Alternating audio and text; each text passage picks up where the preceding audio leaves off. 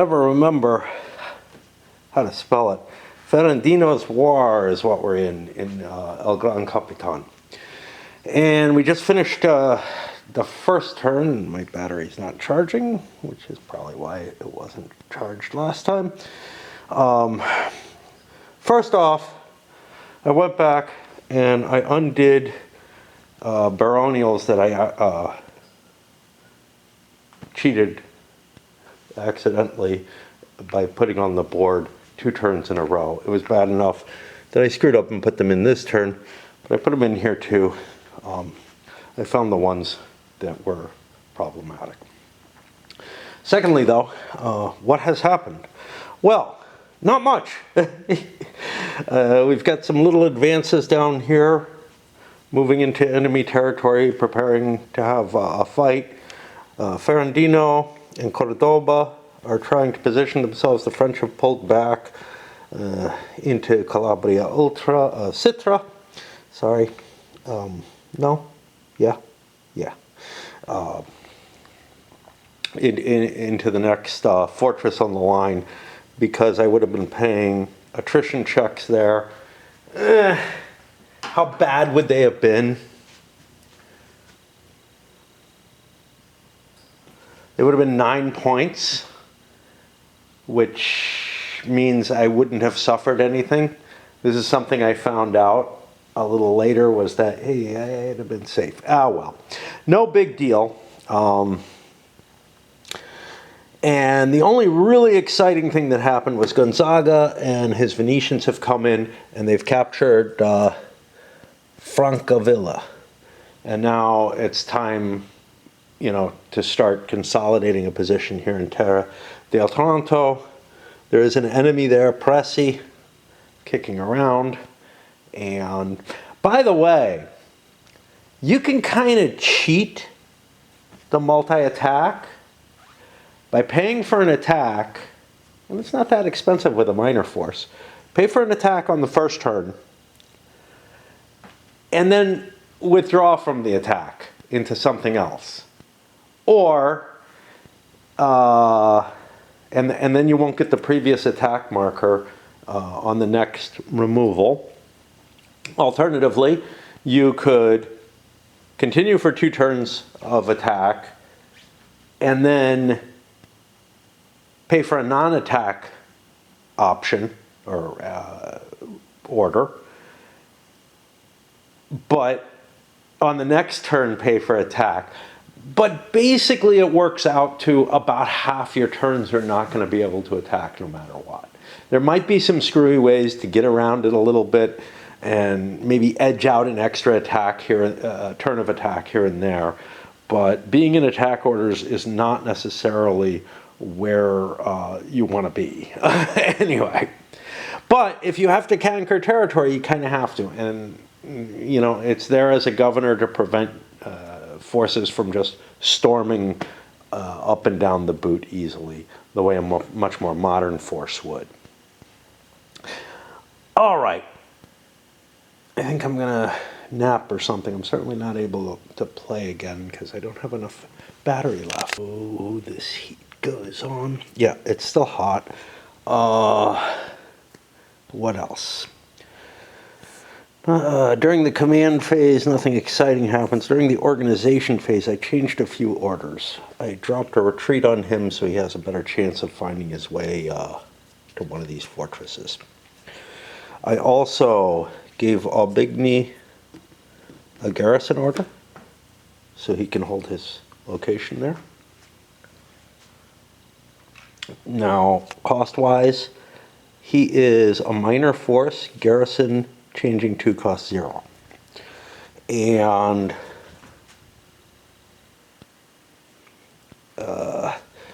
Ferradino, I'm trying to take advantage of not making him attack to, get a previous attack. He's got to go up and join Cordoba. So he switched from attack to maneuver. He's a major force. Maneuver is 3 minus the attack cost. Now I have an asterisk there. Yeah. The attack cost was 3, so I can drop into a maneuver for nothing. And again, I'm not really gaining anything off of this. This is just one of those cases where I can take advantage of the system to make my attack order that I gave myself, thinking that I would be hitting this location. Making it a little easier. Now, since the French cleared out of there, I'm in absolutely no problem. Do I want to change Cordoba's orders? Cordoba would be a minor, and if I wanted to give him a maneuver order, changing to that would cost me 1. I'm going to wait on that and see, because I got to pay next turn anyway. I'm going to keep my stand order. Yeah, it doesn't seem worth paying for it. Although, what if I went to an attack order? Yeah, but then I'd have a previous attack, but Cordoba could still scoop me up. Because my attack order could allow me to take Catanzaro, which isn't that vital. I already own this territory. But on the other hand, leaving those barons back there is somewhat problematic. And you know what? I'm going to spend it. It's only a Spanish point, and Spaniards don't actually matter much. It might end up giving me a future attack, but whatever. Okay. And for the barons, I'm kind of leaving them where they are, with the exception of the one that I changed. Oh, I had to change a couple of these. This guy and this guy. I don't know how big a deal he is. Can he join Gonzaga? There's not room for him with Gonzaga. The open towns actually don't matter for control. I'm not going to win a fight with one of these. Let me just leave him alone. But I'm going to need to move him to grab the remainder. This one I already have, but to grab these two fortresses and Lecce and whatever. Yeah. I may even need him to head down. But he is holding something of value. Let's leave him there. Because otherwise, they could make trouble, I guess. I don't know. All right. And there should be no reinforcements at this point. I have to pay attention to when my special reinforcements come. Now, the French come in down there. That's fine. But I have a bunch of others that are still in play. I have Colonna, who's French. No, he's Spanish. I see the green being the same as the green here, but the flag actually makes the difference there. The green is the Italian. I have the Papal and I have Colonna. Let's look up what gets me those. I think it's the same shit. This kind of shit I can never remember.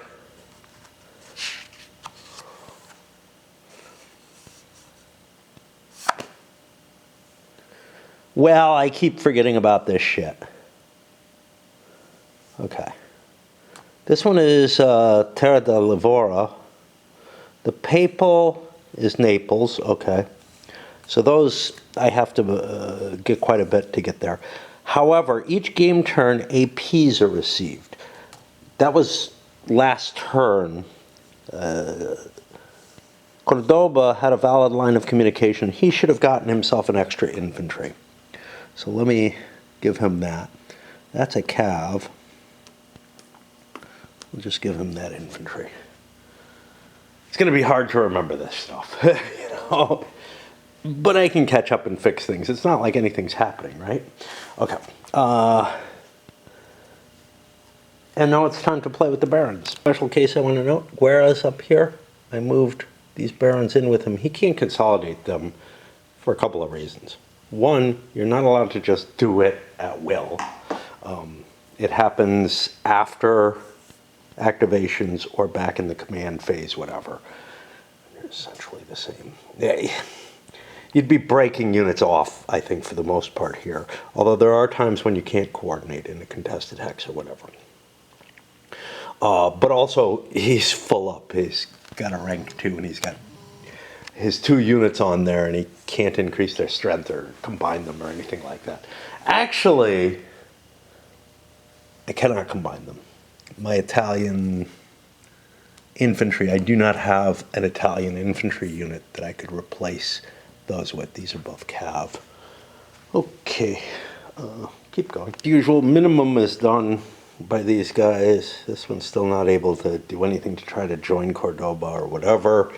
Down here we took Castro. Running out of Neapolitan counters. Obviously, look, you know, we have Spanish ones. We have, it's on the back of defeated counters. Charge. Those are used during combat, but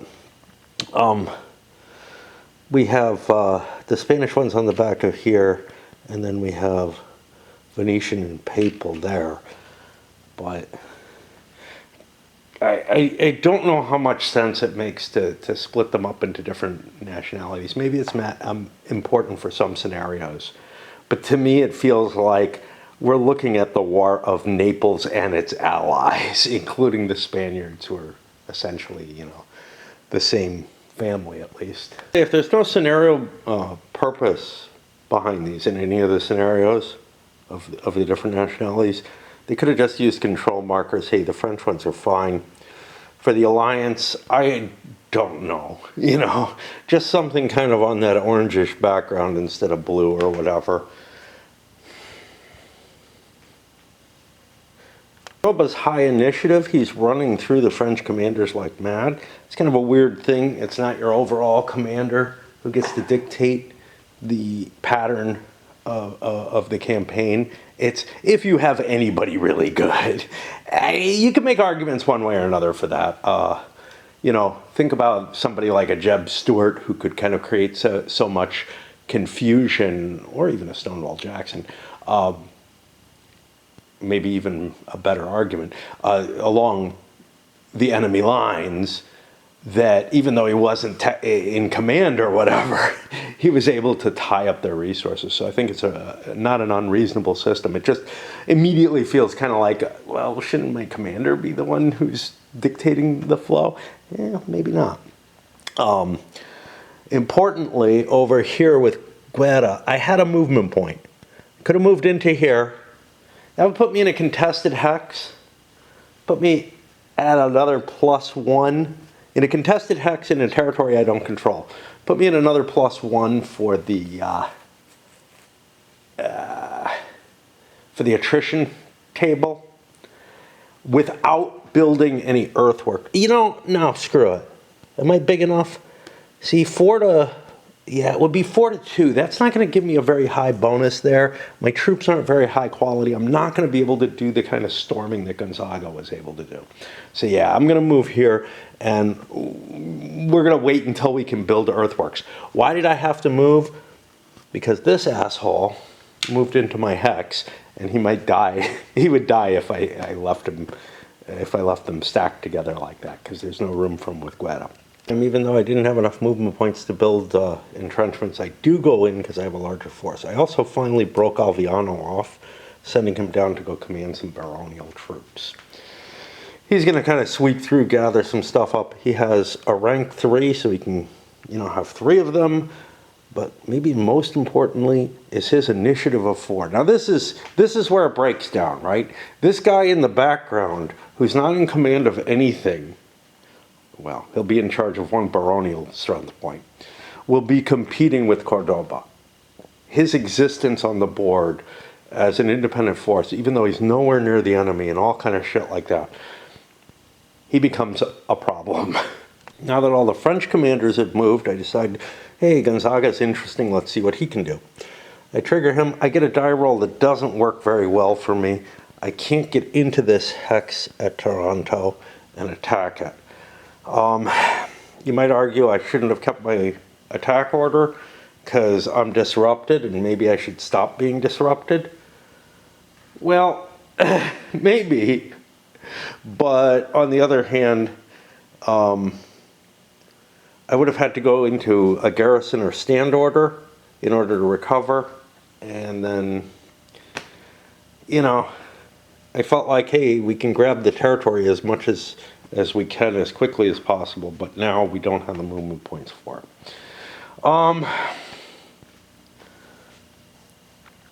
The recovery check is if I had done that instead, I would be rolling. Is there a recovery table?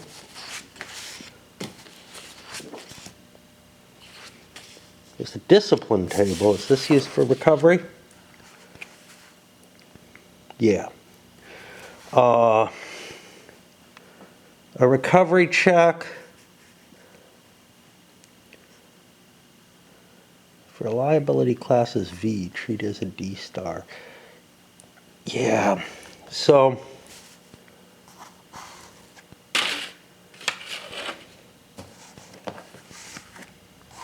this could conceivably have affected me and lost some units. I'm trying to think of what I'm trying to say there. I don't know what I'm trying to say, to tell you the truth. I don't know. I make the hard decision to throw Cordoba up here into the hills. How is his force against Bigny? Bigny's got 4, 5, 6, 7, 8, 9. I've got 4, 5, 6, 7, 8. I mean, if it comes to a field battle, I'm okay with Cordoba doing it. And Ferradino is having more trouble operating. We took this, what it's worth. I don't know. You know, but essentially this is where the border is. So somebody's going to have to get up there. I could break off a minor commander, I guess, to try to handle that stuff. I was thinking, it would be really helpful to me to have an extra commander down here. But I do have one. I have like Spanish miners down here that have an initiative of 1, pretty crappy. I have an Aragonese, an initiative of 1. I could actually send a moderate-sized force down that way and let Ferradino, you know, command a combined force with Cordoba that's fairly large. There are advantages to putting Cordoba in charge on his own, because these are just going to be skirmishes, and he has the bonus star. He has the L. What the fuck does the L mean? It means that he can keep attacking. Yeah, can't remember this shit. Can't remember it. No APs to spend a new force which is created by a Primo Capitino that has this ability. So, yeah, he could create a minor commander for free. He's not a Capitino Generale, so he can't do that. He is non-affecting on the assault table when attacking, but the big one is, yeah, unless he's a major, unless he's the Primo Capitino, it doesn't really make a difference for the most part. Little bits. But yeah, I want to try to break this off before I decide what else I'm going to do. Anyway, we do have a battle. It is a skirmish, much like the one Gonzaga faced. So we do the same thing, because we don't need to dig in to storm him. And let's look for the terrain chart.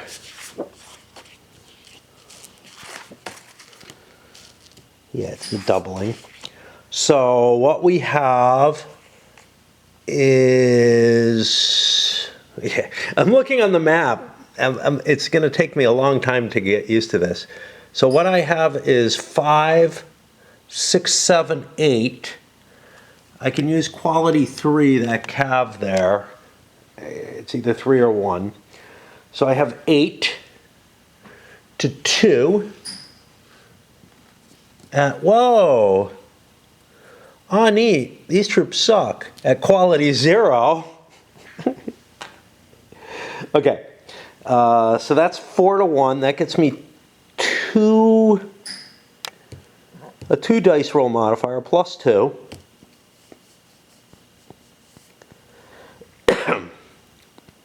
None of these apply.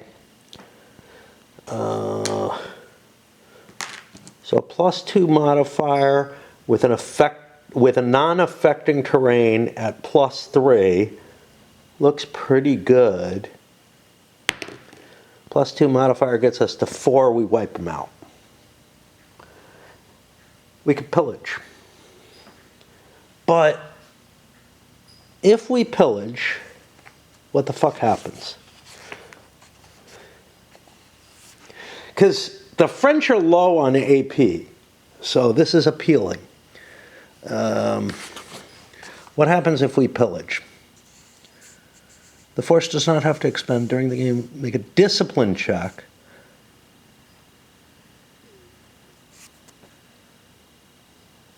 Yeah. No, this is something different. A hex may be pillaged as a result of battle or following a successful siege.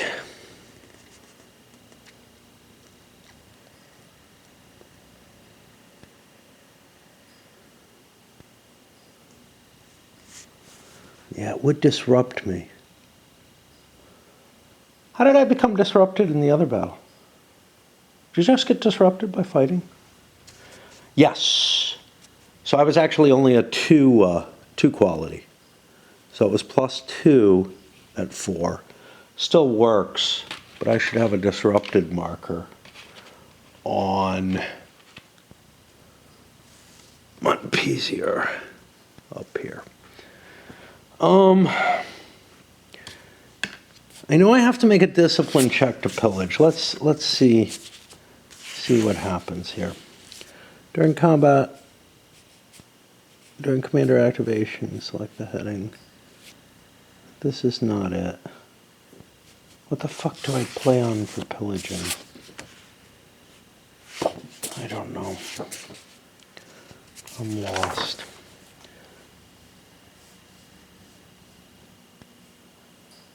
The die roll is divided by 2. This is the amount of APs that would be added.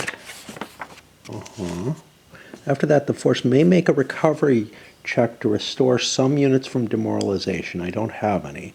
Then the force becomes disrupted. I'd be already disrupted.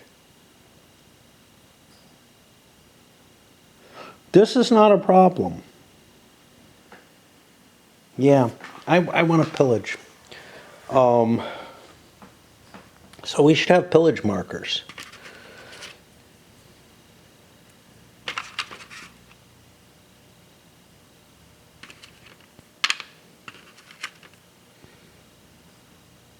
How do you get those no moves? Fuck, I'm so confused.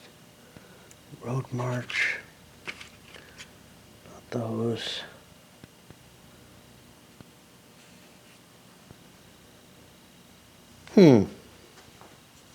Place a pillaged marker. Some counters over here. Not seeing. Yeah, I don't know where the pillaged markers are.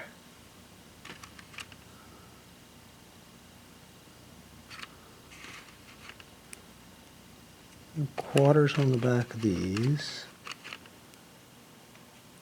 Damned if I know. For earthworks? There we go. Yeah, as far as I can see, I'm already disrupted, so it's no big deal. I wiped this thing out. It is a Molise one up here. We go back here. I get a pillaged marker. I can do this because I'm not opposed, like that's not my home area. I roll a die and I divide by 2. I get 3. Awesome. So this was well worth it. Gonzaga probably should have as well, because he also was disrupted. How do you get the no-move markers? I know you get them after winning a major battle, but it may be, it can't be any battle because there's attacks from March and stuff like that. So let us see.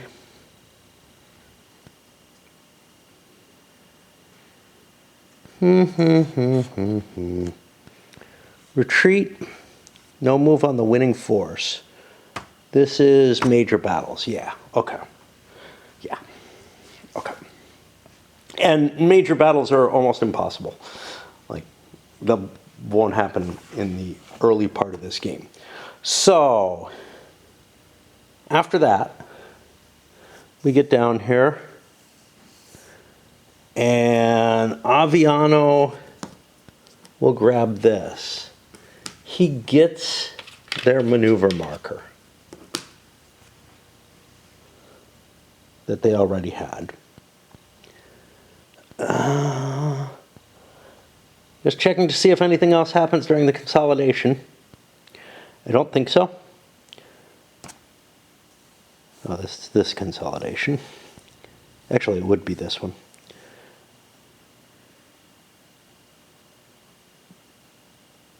Oh, you removed the disruption in opposing river crossings. Okay, so this would not have been disrupted anymore.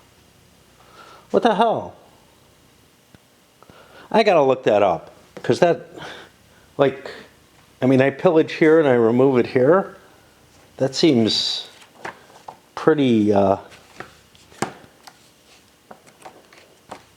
pretty minor. Remove disruption in opposing river. That's no more than I was hoping for.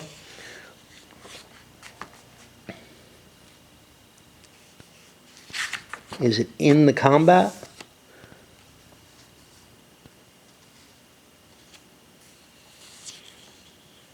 I mean, obviously the opposing river should go away because you've made yourself a cross. But the disruption...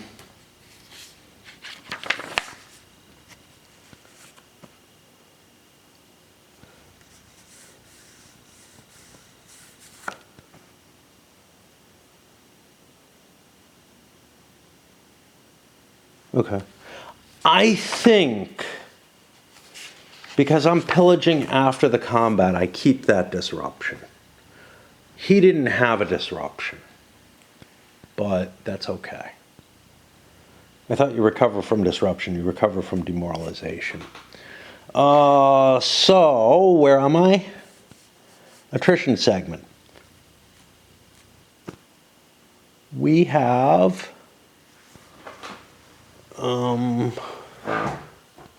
he's in a hostile region. They're in a hostile region. They're in a hostile region. I'll come back after I announce. Did he cross the border? He crossed the border. He's in a hostile region. Terrible. Village markers create barren land. But I'm already taking the same penalty, essentially, which is a die roll on here. This guy has no chance of failing. I don't think he does either. He's at 8. No chance of failing. I don't remember what the asterisk does. I have to look it up every fucking time because my brain is not good.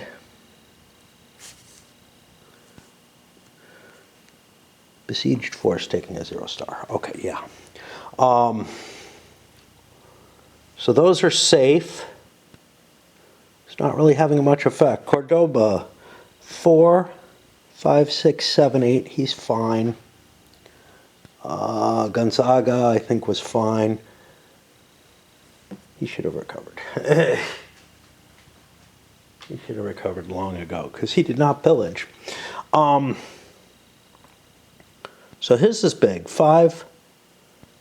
We got 8, 13, 14, 15. I must have lost a strength point last time. I remember that happening. 15. Yeah. I get lucky this time. And that gets me to victory phase and move the game turn down. put dice up here. That always seems to help me a little bit. I get a little bit more focus on, you know, starting the turn right or whatever. And this is going to be a yellow turn, which means all the orders get swept away, and who knows what happens. It's Sunday, a pretty day. Ended up getting, I thought I wasn't going to get a ride home from dancing this week. My normal ride called in sick. But someone who hardly shows up anymore did so and gave me one. Which was kind of cool because I got my issues when I walk home. I'm very, very tired afterwards. And it wipes me out more. So here we are in El Gran Capitan, Ferradino's War. Not quite sure where I'm at. I know I'm here at the beginning of August. We haven't rolled weather yet. Being away a couple of days with a system that's new like this to me. And yeah, I know, I played all as Lost Save Honor, but there's enough to this system that I struggle with, right? It's hard to get back in. Anyway, I guess we get moving. What did I say it is? It's August. It's likely to be hot. It is indeed hot. Not a lot of effect to that. Attrition, I think, is the only thing. This is a command turn where we get to roll for administrative orders and all orders are removed. Or administrative points and all orders are removed. This is not a sheep turn. It's not a baronial turn. Okay, moving all the orders first. Why? I don't know. But a number of people have attack orders, so they get a previous attack. I don't remember what the penalties are.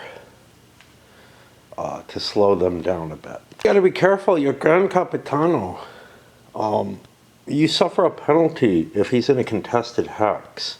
So, and I guess it's because he's focused so heavily on that local situation that the administrative side of things falls by the wayside.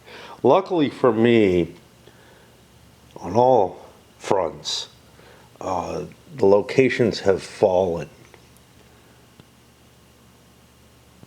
Gonzaga took this. I guess I don't need a marker there. Yeah, okay. Because there's no force there. I looked here because there was something underneath, but it's just a pillage marker, and Ferradino is off on his own. So everything's good. Let's see, I rolled a 7 at a distance of 2. The French only get 2 instead of the 3 they were supposed to. I might actually want to move this up to Napoli. I felt like Salerno was a better choice because I got to focus down here, but the commander's not down there, which feels a little weird to me, to be honest. Here are the point totals at the end. I gave the papal point over to the Aragonese because they feel like they're running a little low and kind of don't have, like, they're the ones who have to take control. Cordoba is not the Capitano General at this point. Now, I do have to consider the special rules again and try to figure out, hey, when do things come in, right? So,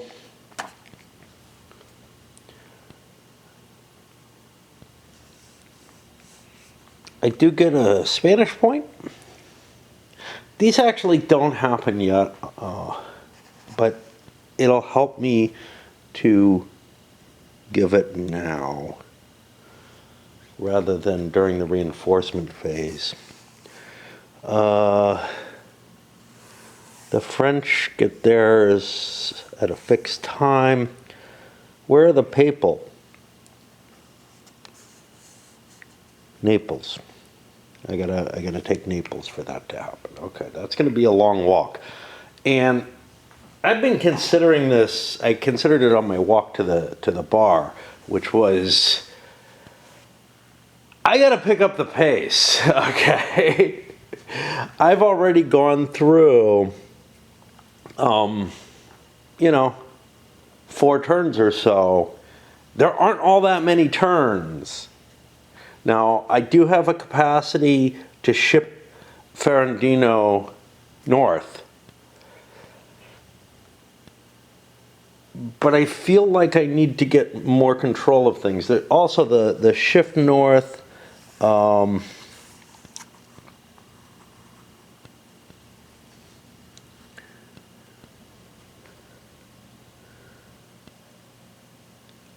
think I can only do, let's see what it is, Terra del Lavro,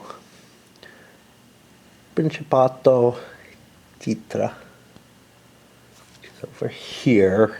How far down can I be? Calabria, Citra, okay, or Calabria Ultra. Okay, so I can go from anywhere over here. I feel like I need to break this, though, before I leave things to Cordoba in the south. I also don't know if there's much importance, as I said, in hunting these guys down. Right then. I completely contemplated the previous attack issue. It stays on the card for the entirety of the cycle, so till the next yellow, okay? Which means anytime I take an attack order while I've got it on me, I end up having to make a discipline check. I don't know how dangerous those are. Obviously, I feel like the intention is that you wouldn't be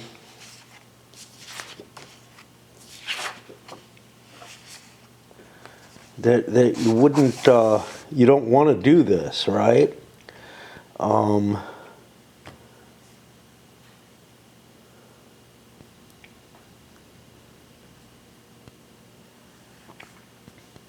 Could end up demoralized, could end up losing strength points, which I really don't want to do. But for example, Guerra,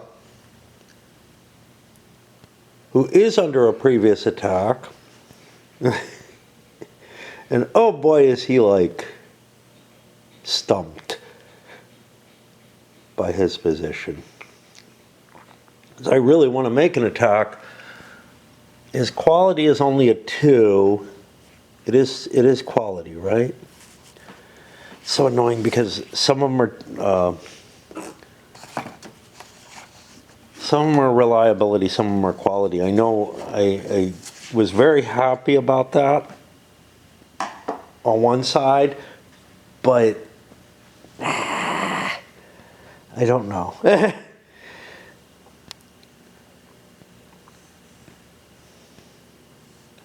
Okay, it doesn't tell me here.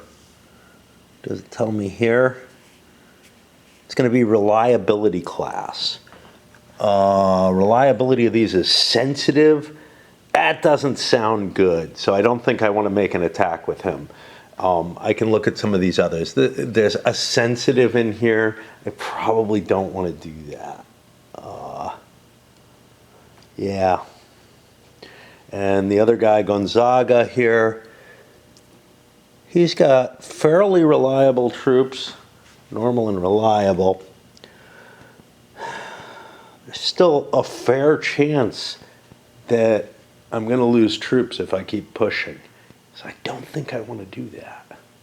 Okay, I ran into a situation that I must have fucked up. Albini here is sitting on top of one of these and does not have room for him. We're going to have to get rid of that. Oops. How big a deal is it? I don't know. You know? Yeah. That effect as I start to consider the command situation here. I'm working my way through putting the commands down. Cordoba here has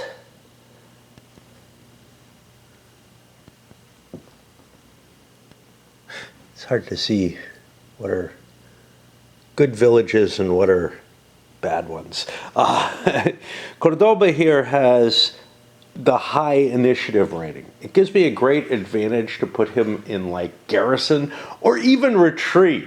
Now, retreat has its uglinesses that I don't really want to do, but it would improve his initiative value. What are the costs of doing that, though? Well,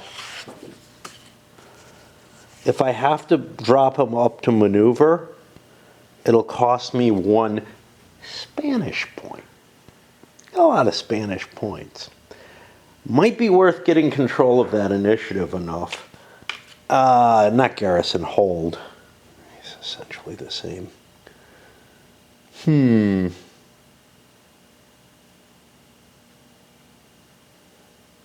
And then there's also the question of whether Ferradino wants to attack this. See, I pushed him forward, which is not good in some ways. Yeah, let's give Cordoba a stand. And let's give Ferradino an attack order, because I feel like I have to clear this out of the way. Even though it slows me down. Now, I shouldn't be able to look at the cards, but I am able to look at the setup instructions for the scenario, I guess, and try to figure out if Cordoba would actually do better trying to attack Aubigny.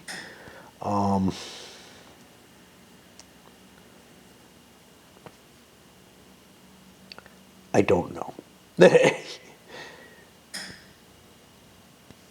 The defense and the fortification would make that kinda ugly.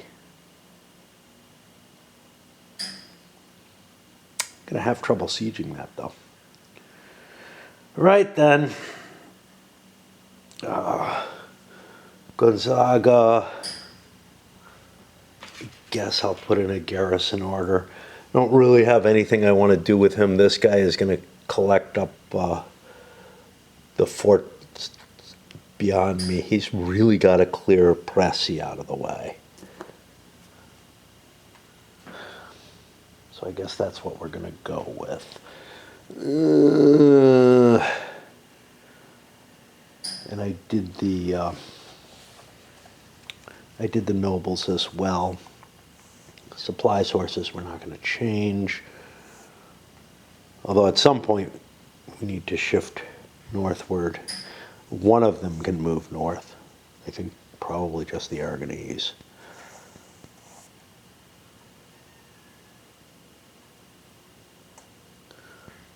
Activate or deactivate minor Capitani, not an issue. Transfer Capitani in combat units, transfer strength points.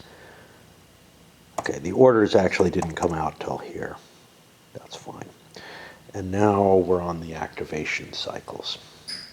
And, you know, look, I know it's not that exciting to watch me try to figure out the sequence of play each time, but it is a struggle.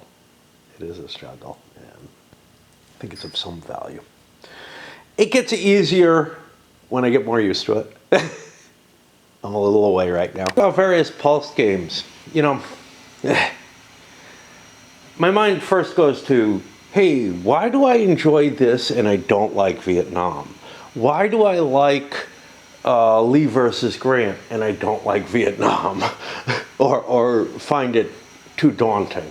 Why do I like Civil War? But again, Vietnam's huge. These other games all have a small amount of decision points comparatively that I have to make. And it's a similar thought that I have with the CDGs. You give me a CDG where I have too many decisions to make all at once, too big a decision vector, or whatever, manifold. And it starts to overwhelm me. It's just more than I want to deal with, right? But looking at something like this, yeah, I got this pulsing type activity and it works okay. Baronials of which there are a fair amount compared to the actual commanders. Things go relatively quickly too. Most of them aren't moving, so we're just passing and putting these second activations on because they don't get two. So I find that easier. I attempted movement with a couple of the French, but you know, we swing through this in almost no time. We didn't even have to remove any markers off. I'm not sure why. Loss of units, something. Too many units on static duty. But this is the movement, and really the only thing that happened. This guy's cutting through the woods to get to Alviano. Got this guy moving down here, capturing territories. He's joining up with Cordoba. Sure, this thing moved, but other than that, I don't think anything moved. Now on to the actual Capitano. The French managed to kind of outplay the Allied forces in terms of, you know, the initiative die rolls and whatnot, taking advantage of some of their garrison units to clear out Cordoba so that he was no longer the big bonus. But Ferradino made it to here. The French basically didn't move. I've got some units that I just don't intend to move, so that's fine. This one I tried to move. He got a terrible roll, unimpeded or anything, just, you know, straight up die roll, but whatever. Would have liked to have brought him forward to here if I had gotten a lot of movement points. But that would be a fair amount. 1, 2, 3, 4. You know, you can only get like a -1. And I couldn't move into here without absorbing Alviano, which I don't really want to do. I like having him on the board just to fuck with Cordoba somehow. And that's going to get us, I guess, to, well, first we have a consolidation where Cordoba, I'll take that marker off, gets yet another. Now he's full up with 3 nobles and 2 regular units. And yeah, we're going to have a battle where Ferradino is. Ferradino has a couple of choices. He has artillery. He doesn't have a siege artillery thing or anything like that. But he has actual artillery with him. I could take this as a regular siege. And then I'd have 2 artillery fire strength points.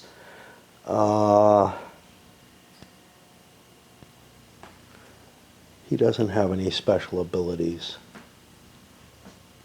Oh shit, I keep forgetting about Cordoba's L. What the hell does that do for me? God. And if I don't look it up immediately, I'll forget it, you know. No APs are spent to issue an order to a new force, newly created. Okay. Capitano Generale can do other stuff. He always uses the non-affecting on assault when attacking and does not place a no move after winning a major battle. Well, no major battles, but the non-affecting could be useful in some cases. Okay. So it I haven't missed what's going on. But here's the thing, on the artillery table, this is actually a fortified city, which would give me an additional penalty. I have almost no chance of doing anything, whereas storming the city actually does a fair chance. So we'll go with that. And we look for the combat table.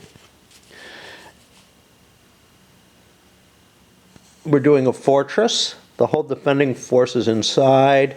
All units of the fighting force become disrupted. This is the negative to it. Oh, this is gone now. Okay.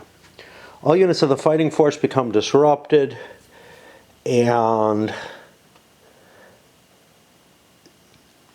what do I have?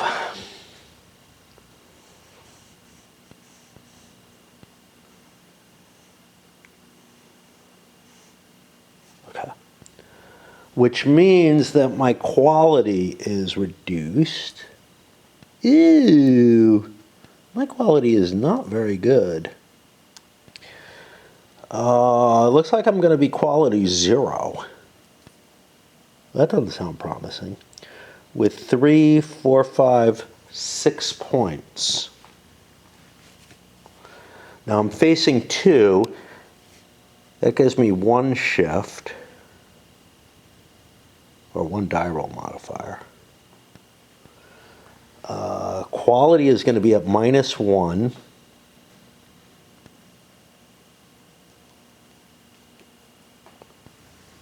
Okay. But I have a +1 on the die roll.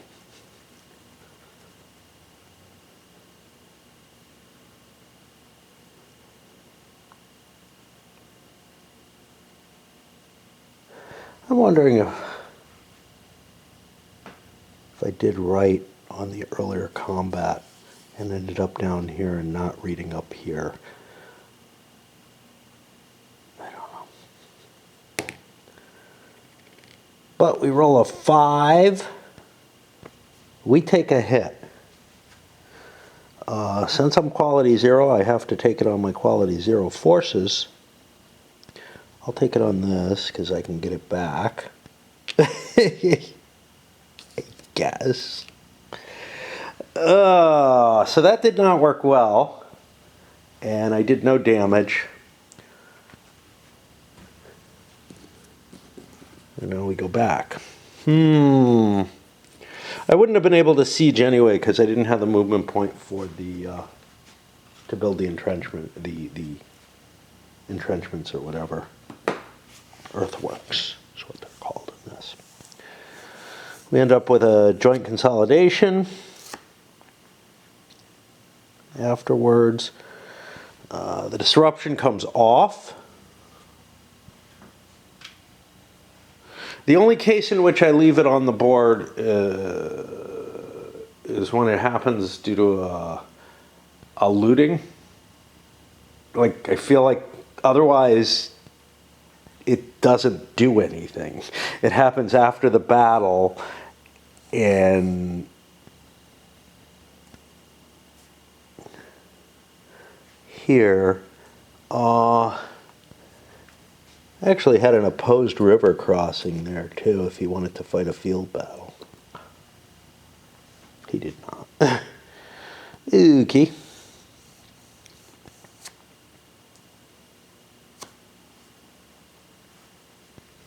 I guess that pushes us to another turn. All right. I'm going to break for a bit. Doesn't feel like I'm doing very much. Spending a lot of time not getting a lot done. Feels kind of like Tanto Monta in that way. In a sense, it's something to do with the period. You know, you're not going to see these big blitzes and whatnot. So yeah, you know. Oh, but I have this timer on me. I forgot to do something. I forgot to make a attrition checks, which happened when down here. Okay. So Cordoba, let's check him first. He has 5, 6, 7, 8, 9, 10 strength points, which puts him at the next level. And he's in a barren land. The weather is hot, so he gets a +1. But he has a bonus star, but he's not a Primo Capitano, so... Oh no, he is a Primo Capitano. So it evens out, which means I have some chance of bad things happening. They do not. Fernandino is also in one. He has 3, 4, 5, 6, 7 strength points in a contested hex.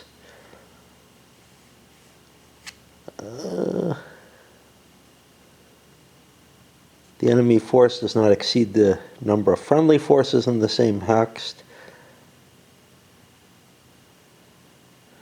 which means he will be rolling at +1, some chance of problems, no. But they're not besieged, because I didn't build the fortifications. I did one thing. Well, I switched in. We've got heat again. And during the organization segment, I did one order change. Fernandino is moving back to a maneuver order. This is just going to be a massive time waste. I'm hoping that I can hold on to stuff with minor leaders as needed. And yeah, I gotta keep moving this way. I can't be diverted. I also forgot I've got forces up here that are in contested territory. More attrition. So Montpensier is at 8 with a +1.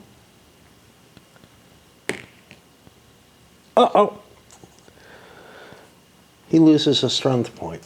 I'll lose some of this kind of shitty quality infantry. Not good. Guerre is also in such.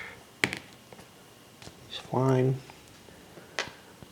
I have to check. I'm not sure that these guys have to check attrition. The baronials do, but I didn't get any additional hits.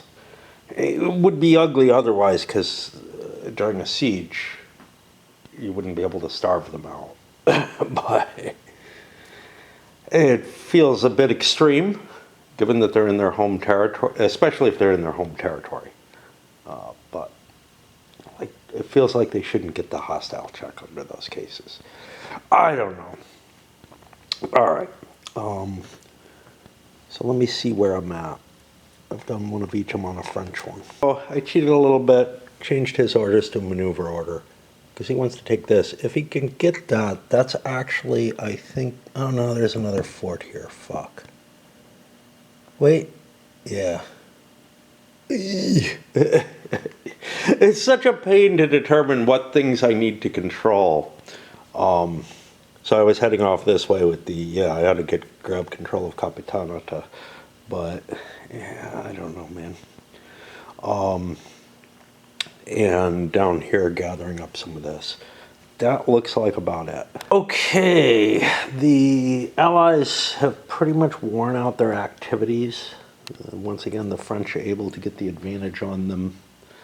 And I'm down to Fernandino, who I give a maneuver order. He's going to try to leave here. It's going to cost me 1 movement point to get out of here. I got 3 movement points. The problem is I'm going to get pursued.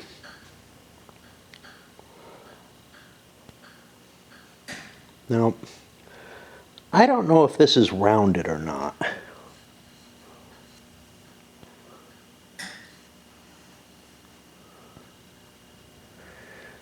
So what's going to happen is there's a die roll. There are no modifiers unless I want to spend additional movement points to reduce the chance. I'm facing 1 strength point. I'm guessing there's a rounding. I would have to get a 7 to be stopped.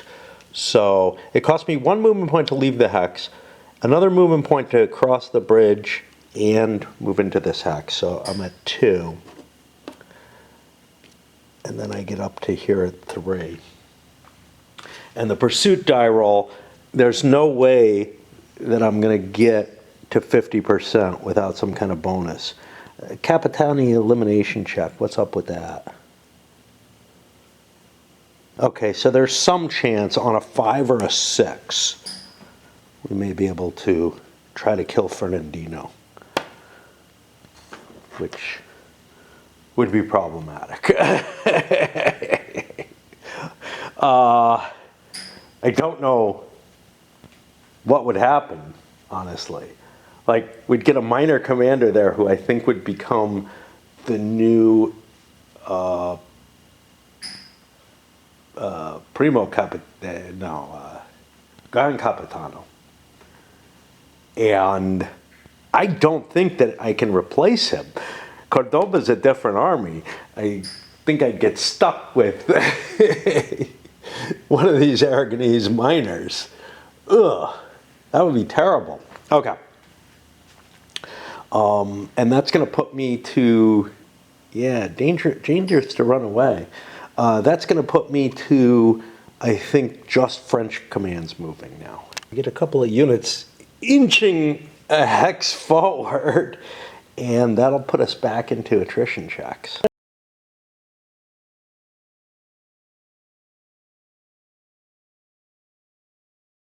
Ended up with Gonzaga losing a couple of strength points, which he doesn't really have stuff to spare. He's in trouble down there.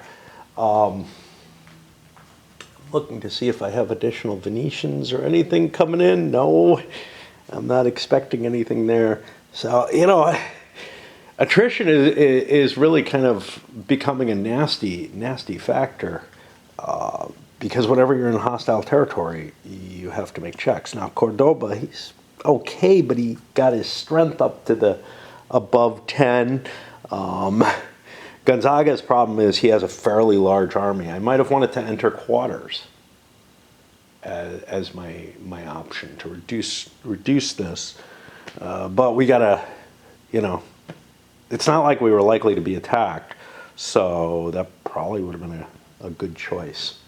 And I think we're at the end of another turn, going into September. A turn where Barons can come back, a turn where we get all kinds of APs and whatever. I noticed something, I don't remember this from the rules, game turns when orders are removed but APs and reinforcements are not received. I think it just, you know, said, hey, these happen on certain turns, as indicated on the turn record track. But it is kind of interesting, the November and December turn, the November and December administrative turns, special yellow turns, whatever, they remove your orders, they make it more expensive to do stuff, which makes sense, it's winter, right? But, wow. Back up real soon. I'm watching some Lord of the Rings lore type stuff. I don't know. It's as interesting as history to me in a lot of ways. Because there's just so much there. Anyway, the weather has improved to fair, and we got our action points here. Spanish have a lot. I wanted to give, or I gave, again, the papal points over to the Aragonese. The Venetians didn't get any points. The Aragonese didn't get any of their own. We're getting kind of into problems in terms of total number of points, and we're coming up on the time where we don't get points. That's going to put us to, we got to sweep all the orders and put new ones. Now with these guys who have the previous attack, that goes away. And so I'll be able to issue an attack without any penalty with all of those. Doing these attack orders, major cost on everybody's APs, except the Spaniards, they're fine. And they're only doing a maneuver order, because I'm planning on joining up with Fernandino here. I think. I can't consolidate with them once I enter the sea checks, I think. That may be, I may be able to eventually, but yeah, on the first turn, I won't be able to. And I would like to be able to use my engineers in with everything, so that's kind of how I'm planning on doing it.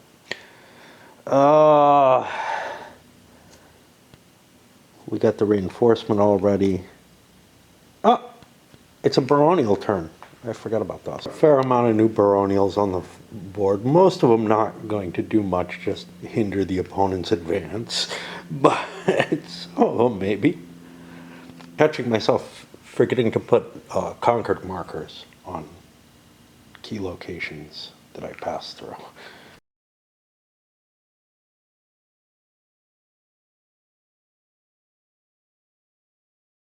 I think we moved them all. Got Allied ones heading over here. French making some inroads. Doesn't really do a lot, you know. I don't know if I can take Capitan out, but I don't think that it's required for my victory conditions. That's going to put me over to the actual Capitani. This time Cordoba managed to get the advantages and basically run the table and force all the French to activate. No biggie with the guys in garrison. Over here we actually managed to build some earthworks. We got a lot of movement points. And here we did not, but we advanced anyhow. And now it's up to the Allies to just roll and see what they get. Saga moves forward for another siege. I should have a little marker.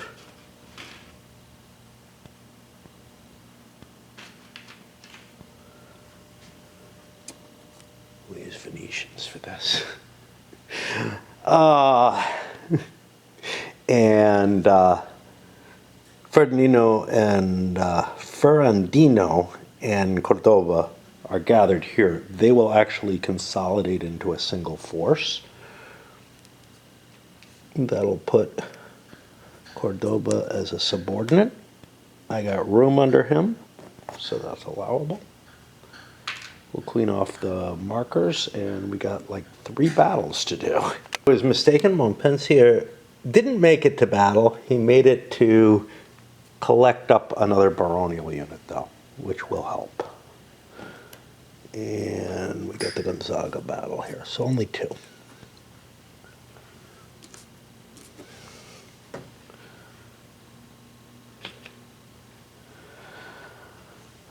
This is our first one.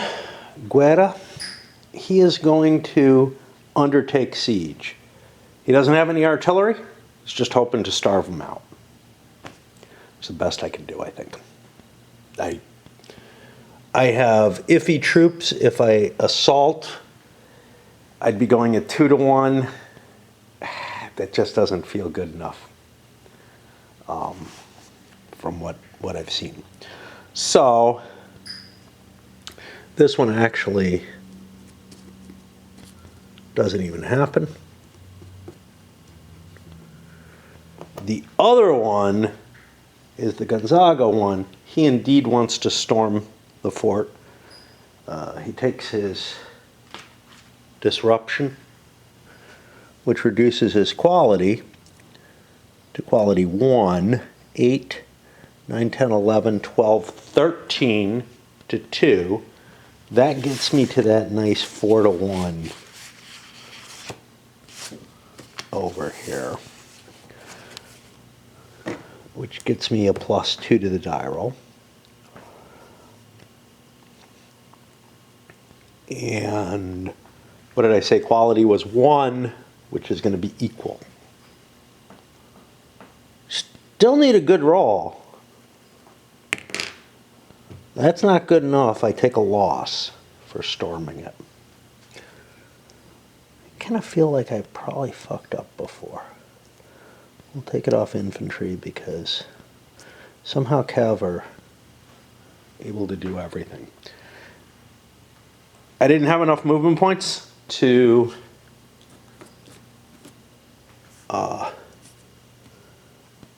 do my earthworks, and that's life. Once I get the earthworks built and I have them under siege, should have a siege marker somewhere. There's a yuck.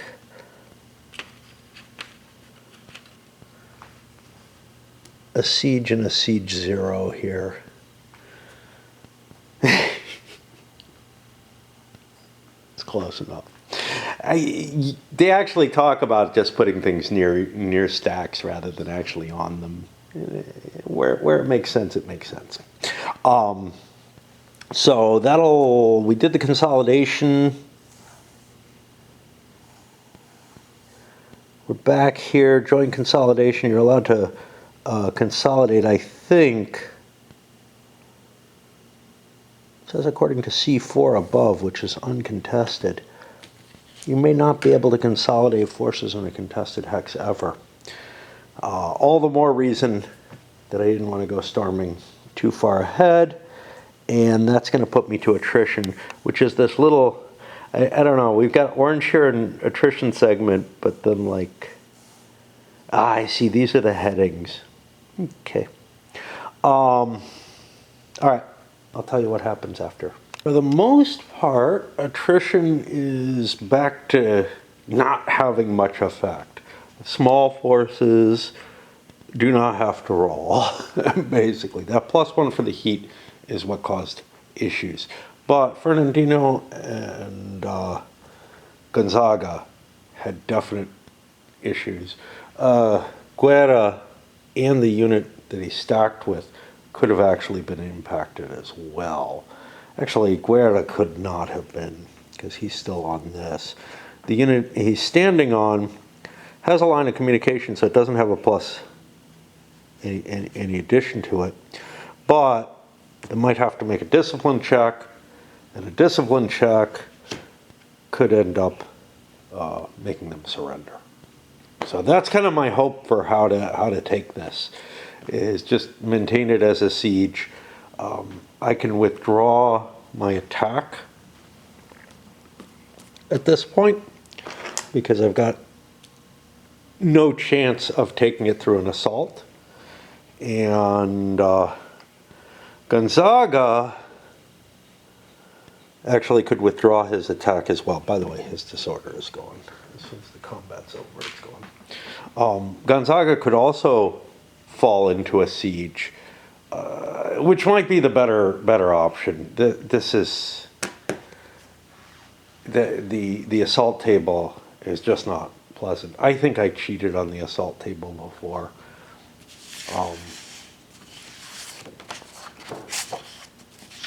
I think his first assault was actually not, because he would have been, you know, maybe 0, maybe +1.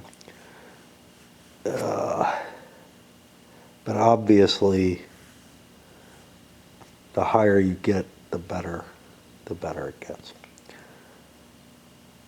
Ooh, then again, I might have been doing it on the affecting terrain chart. I don't know what I was doing. Anyway,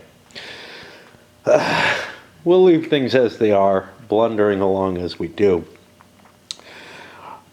One thing that did come to mind is that, you know, there's sort of a reason that most games that cover this kind of period don't go for the operational depiction, you know, the hex and counter movement and all that, and, you know, multiple turns per month and stuff like that, mainly because it just wasn't that fast, you know. But I do like to see the detail on it, even if it feels like the game is just dragging in a lot of ways, that not much is happening and everything. In some ways, I'm okay. Like, this is something I've been asking for, is for people to start making operational games that cover eras like the medieval era, and here in this sort of, I don't know what to call this, Renaissance, you know. It's not yet the modern era. So yeah, things are really kind of clunky, you know. Now, the Ancients is a harder thing to get through because, well, not harder. It's a different situation, especially when you're talking about the Roman stuff, because they did have a capacity to move rapidly and to do things. And you have to argue that Hannibal also did. I'm not sure that every army in its era did. You know, when you start thinking about like the Germans and stuff like that, yeah, it's icky terrain, not a lot of roads as you're going through Gaul. Before the Germans, when you're looking at the Gallic Wars, and then with any fighting with the Germans, you're looking at situations where you're not looking at, you know, the same kind of organization level. And, you know, in some cases, those are worse than what's going on here. That's why Imperium Romanum is so interesting in a sense, but I don't know. I think that game would have benefited by being turned into a true monster. I mean, it's got a couple of maps. It's got tons and tons of pieces, tons of scenarios, none of which are all that big. I think something that tried to treat the same aspects, but with a lot more map room to maneuver and whatnot. Because as it stands, the fighting is basically very, very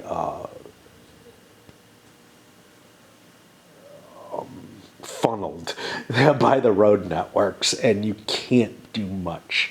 Like, there's not much room for maneuvering in that game. I don't know. It might not even help, you know? It might not even help. But I'm thinking, like, I kind of enjoy some of the, what is it, like Carthage and Rise of the Roman Republic, the two Berg games. And Thunderbolt is still supposedly under posthumous development or something. But yeah, that system allowed for, it felt to me, a little bit more maneuver action than Imperium Romanum did. And why am I off on this tangent? I don't know, because it's time for me to play Raid. I want to keep chattering. Got one order I want to change as we go into this next turn. I did some of the nobles as well, which is this attack down to a stand, because he's in his trenches, he's begun his siege. He doesn't have to be in attack orders after this to force the attrition checks, basically. What is my cost? We went from attack to stand to change to. That's not going to cost me anything. Good. Because I don't have a lot of points left. And that'll prevent me from getting a previous attack marker on the next yellow phase. I can't do that with the other leaders. Montpensier and Ferradino are not yet in their hex. Gonzaga hasn't built his earthworks yet, and he can't declare a siege yet. So yeah, I guess that's it. Not a lot happening this round, and not much happening with the baronial forces. Most of them are flipped up or turned upside down to indicate they're just on hold orders or whatever. I went and grabbed another sheep. That gives me 2 of the sheep, which is going to give me some extra command points for the French for a couple of these turns up here as we begin to shear them. I don't know what happens in May. Like, one's going to be shearing and one, this might be meat. I don't know. I'm guessing the shearing probably happens in the spring because you let them grow out over the winter. So this has to be slaughtering the sheep. Bah. And, you know, I'm trying to grab all the locations. Him leaving Lucara was probably a mistake, because it does open up the sheep to the French now. I don't think it's going to make too big a difference. It's going to be a few action points, though, which, you know, the French are kind of low. Then again, they're also kind of not doing anything right now. Well, they are. But, yeah, it's not like you have to spend to continue your actions. You have kind of a momentum. It's just giving out those orders. But each yellow turn, everything gets cleared. So if you spend more than you get, you're going to be in a problem. One issue with having somebody like Alviano off on his own is that I have to spend for his orders. I think it's worth it. I think it's worth it to have something, you know, another piece that can compete with Cordoba. He's in maneuver orders. These guys with 3s are in garrison orders.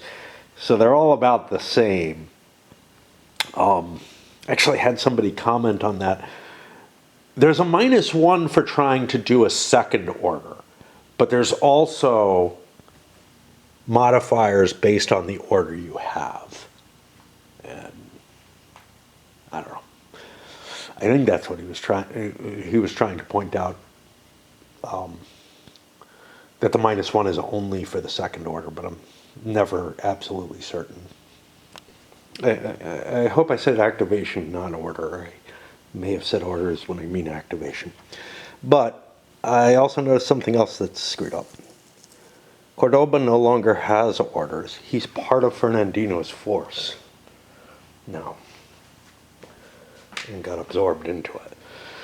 Which means that the Allies are going to have a harder time sort of commanding the field. They basically have 2 leaders with a 1 initiative. So the French are going to have a little bit more flexibility. What they want to do with that, I'm not sure.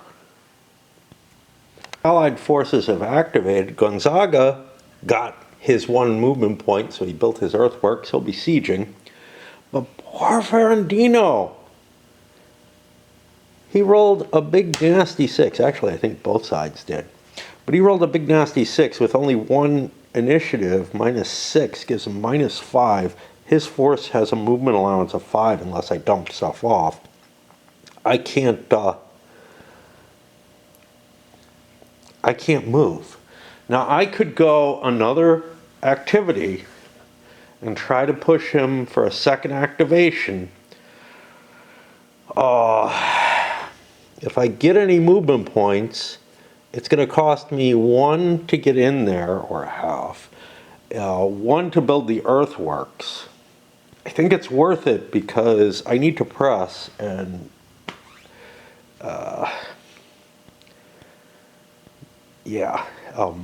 I'm going to be at a previous attack, and that's going to cause me real problems. So that, you know, that may delay me through the winter if I'm not careful.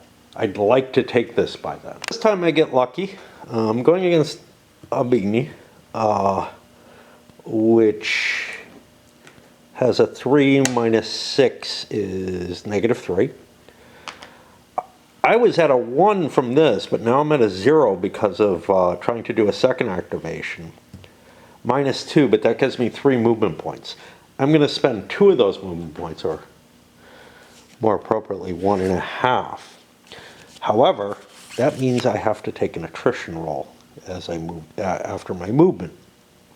And so I got to count up my forces: 3, 4, 5, 6, 7, 13, 14, 15, 16, 17, 18 strength points. Up here,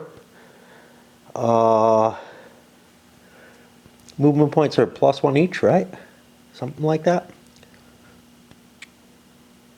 Yeah. Oh, for each full movement point. It's only +1. Awesome.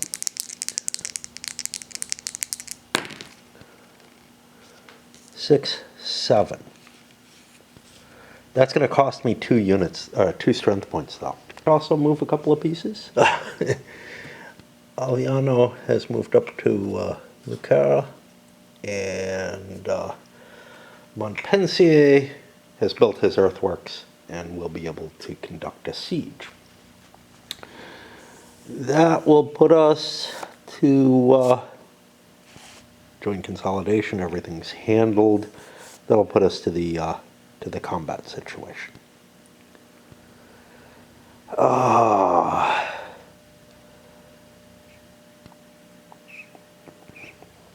think I had decided these two are not going to do anything too exciting. I'm going to put a siege marker over here to remind me of that. This one, I have artillery, so I may want to siege it, and I'm facing a relatively large force. So I think we'll actually do sieges everywhere.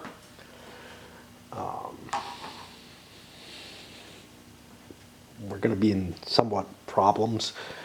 Actually, well, we're not at winter yet. I was going to say we might want to build earthworks so that we can go into quarters, but I think we can go into quarters in a fortress without the earthworks. I'm not positive about that. The siege rules are more limited in this scenario than they are in most of them. Okay. I think that means I leave these two alone as sieges which nothing exciting is going to happen in. Same with Montpensier, no? Well, Montpensier may be attacking. I put him in siege works, but he's facing a pretty small force. Is he good enough? He has 2, 3, 4 to 5. He has a higher quality. And 9 strength points to 2, so he may actually attempt to make the attack anyway, regardless. So let's get him a battle hex up there. I'm not going to worry about the other two because essentially nothing happens in them until attrition. And we also need a battle hex here. Oops, we don't need that marker. We need a battle hex. Let's get rid of this. Over here. Now, the Montpensier one is going to be like what we did before. I'm going to be making a storming attack, which means I get a demoralization. And I have, like I said, 9 strength points to 2, which is, do I want to do this? I don't know. We thought we didn't want to with Gonzaga, so I don't know. 9 strength points to 2. I'm going to be over on the non-affecting +2. Yeah. And we get +2 to the die roll, which means we are certainly going to take this city. Or the location. Well, a 7 is going to do quite well with 2D. Why is Gonzaga so bad? Because his... I don't know if he is. He should be over here. That's not that bad. What am I facing?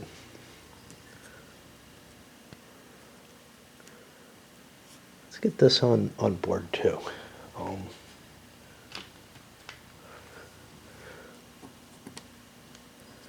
I think I may have screwed up in the wrong direction with him.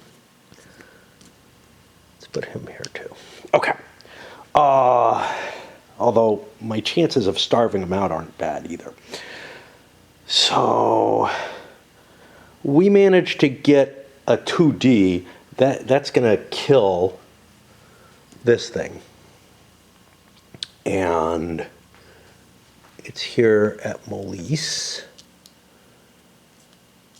which is currently pro-allied. I'm allowed to pillage that, which will disrupt me and give me some AP. I'm already disrupted, but I would recover. The way I'm looking at it is I recover and then I pillage. So I get 2 AP from that.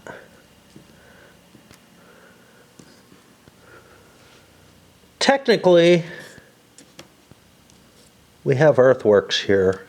I don't know if it matters. And we get a pillage marker there.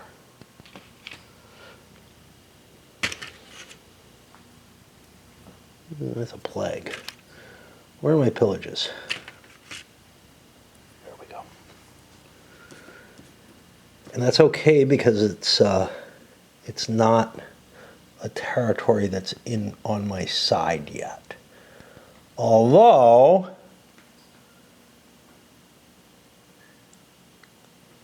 I need to convert this space. No, that's on the other side of the line. Yeah, I think I actually just took it, because that's way over here is part of this. So we find Molina.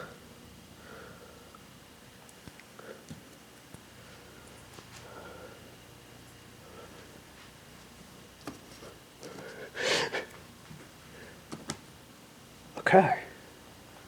Hey, we did something. We did something cool. That's a first. All right, let's go to battle C next. How did I feel about Gonzaga? He's going to be a 2 quality, drops down to a 1. But he should also be at the +2, which looks worth doing to me. So we also will attack. I think I cheated opposed to myself. I was probably on the wrong column or something. But it's okay. And that works. We also, since our points are low, choose, well, first of all, we were disordered to begin with, but we also will choose to pillage because this is not our territory. So we get 2 Venetian points. I find myself another pillage marker. For Toronto. We keep our disorder for the next turn, I guess. And that's this. Did we just take the area? There goes the siege. We're in, this is in Otranto. Have we taken Otranto? No, there's these over here. So that has not fallen yet. All right, the final battle, I get to do an active siege. Was there somebody? This guy did not do a battle. Okay. The final battle, I get to do an active siege, but I have 2 artillery and I have siege engineers. So we look for the artillery table. There we go. We didn't cross a river, did we? This has no effect on this.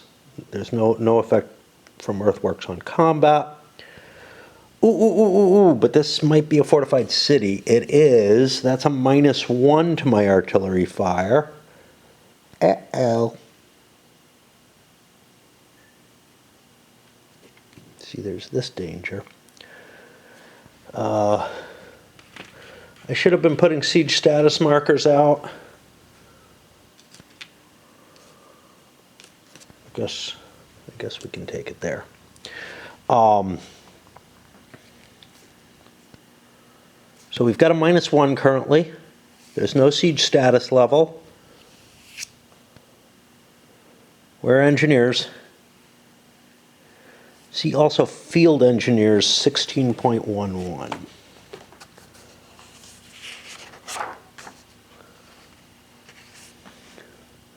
If I have field engineers, I can attempt to use them. I roll a die. On a 5 or 6, I add 2 more SPs. On a 1, I eliminate them. Okay. Neither. So now we're on the 2 to 3 table at a -1, which is not good. I need to roll a 6. Basically, I got a 50-50 shot. Well, no. But I have equal odds of hurting myself as I do of doing something good. Well, a really lousy die roll doesn't do anything. So I'm not allowed to attack and breach there. This ends up here with its siege level. Me and my earthworks are here. We don't take that away. And now Why don't I take these and move them to their own little place? I have to pull them. Like, it made sense to have them in with the sieges, but it's getting hard to deal with. Okay. Now we have to check attritions, and the weather's okay. Yeah. So let's find the attrition table. I just did. All right. Let's look up here first. So here I have 4 strength points for the French. It's a contested hex with nothing special. It's besieged with a line of communications coming out. Actually, I may have cut that line of communications. I think I've cut it because I'm on this road here. He can only go 2 hexes to a road. Everything's controlled. So he has no line of communications anymore. So I've got a +2 on the Allied one. They only have 1 strength point. I don't need to roll the French because they can't get higher than a 6. 7, that surrenders. I can pillage this. If it's not mine, it's not mine. So let us do that. Why not? There's Guerra. I get 2 points. Getting some wealth. This guy goes away. Buzo Citra. And we have this, but the 2 siege markers go away. Okay. Well, that worked. We have not taken the territory yet. We still need to take 1, 2, 3 different locations still. Okay. And this one's going to be hard. Okay. We did that. We did this. We did not put our pillage marker down.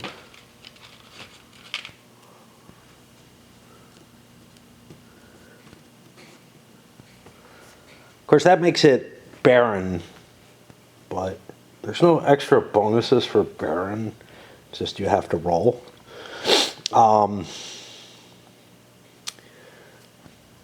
This one. I might have attrition elsewhere. Let me check Gonzaga. He's still big. 8, 9, 10, 11, 12. 12 strength points in unfriendly territory. Barren. But again, it doesn't add up.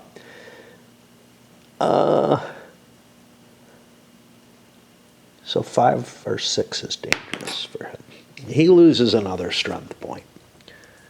We lose more of that infantry. Well, pretty soon we'll be an all-cav force. That gives us some kind of advantage.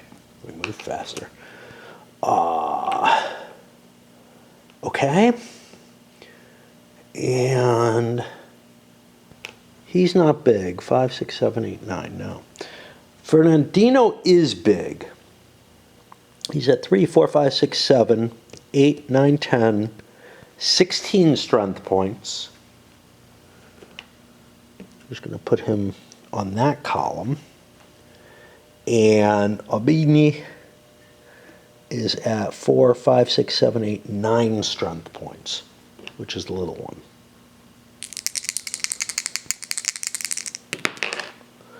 Oh, that's going to be 2 more losses.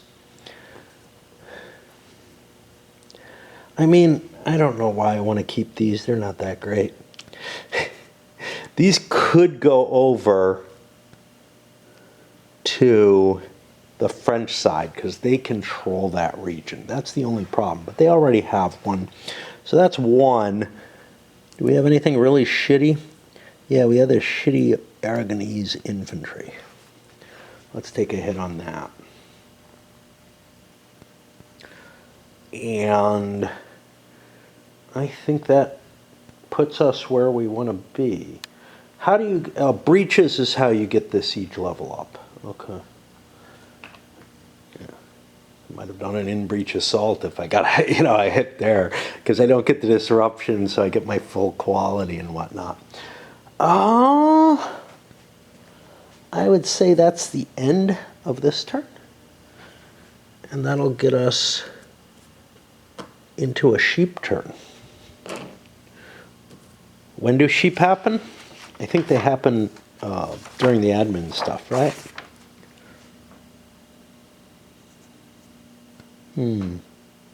There we go. During the command phase, yeah. All right. I guess I'm going to break for a little bit, and I'll be back up fairly shortly. I kind of was keeping this roll in my head, and I thought I had just triggered it with Ferradino moving into here. This realignment of French-aligned states. When a Capitano goes in into a town or city hex, somewhere in Naples, you make a roll, but he didn't enter one. However, Gonzaga did, quite a while ago. So we should be getting a roll here. I thought it only applied to Ferradino showing up, but he gets a +2. So I roll a die. I subtract 1 if a French force is present. There is one. If the modified roll is higher than the number of French barons present at the moment in the state,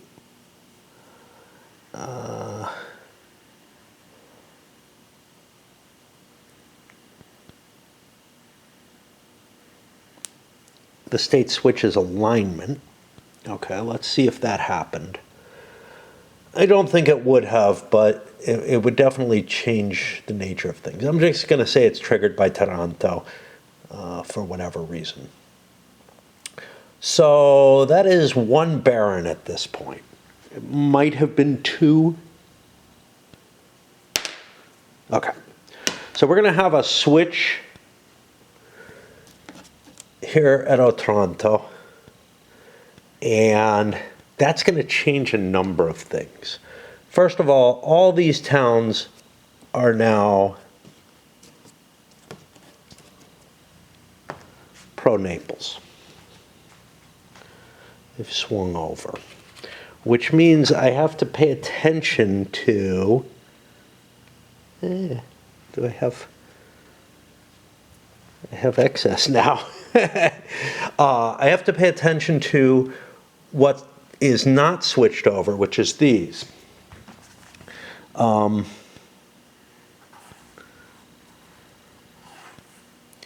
This should have, with that die roll, this should have happened really upon the landing, but we'll leave it as it is.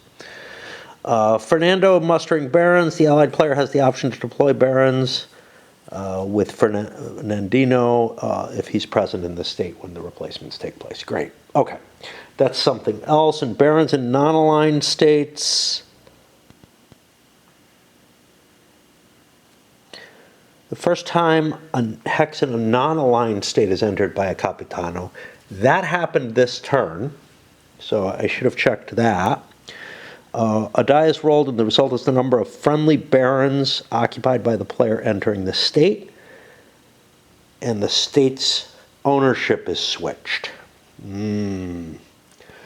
So that is Capitana, which is down here.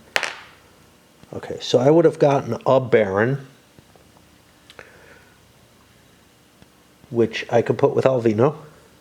I don't know if that's who I want there. And we do get a French control of that, which makes me happier.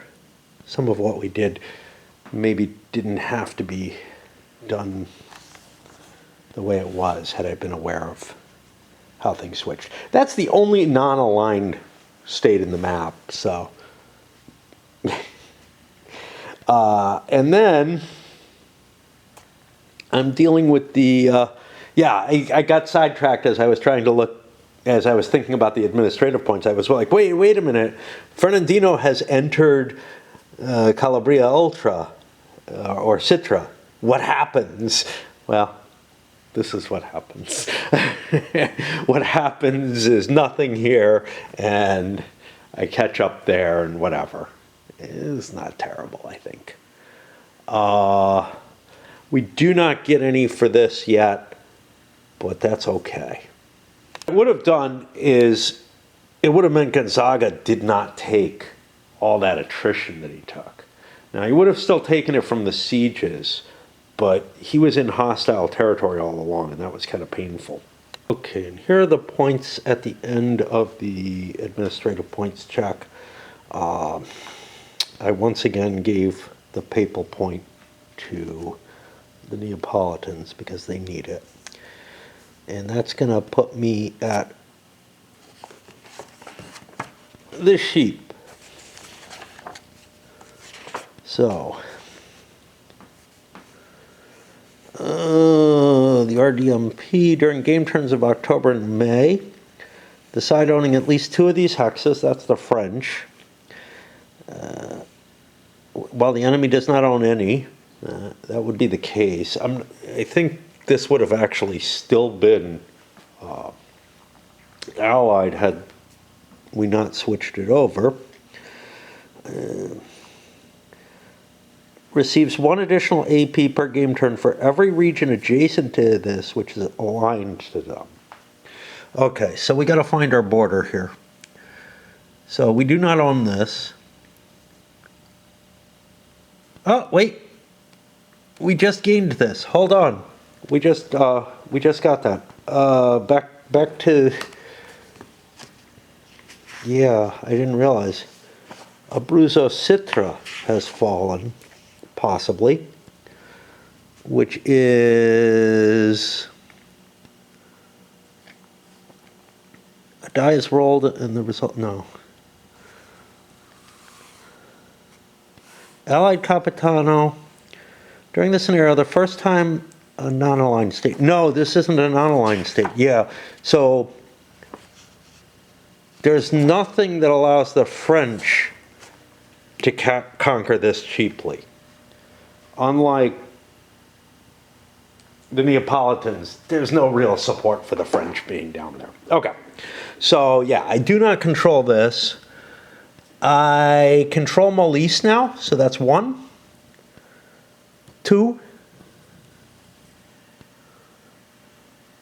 3. Looks like I get 4 CPs for the French, which will help us a great deal. I did not roll for the weather though, which I should have done already because it's up here and it could have affected these damn tables. We are in October. On a 6, it's rain. Yay, it's not rain. Because I don't know what I'd do if that was the case. Like, would have been a column to the right. I know the French got nothing. So, yeah. Okay. And now we get new barons. This is actually a point where I should be considering going into quarters. And I went and looked at the winter quarters, and it happens during the command phase. Where in the command phase? Not absolutely clear.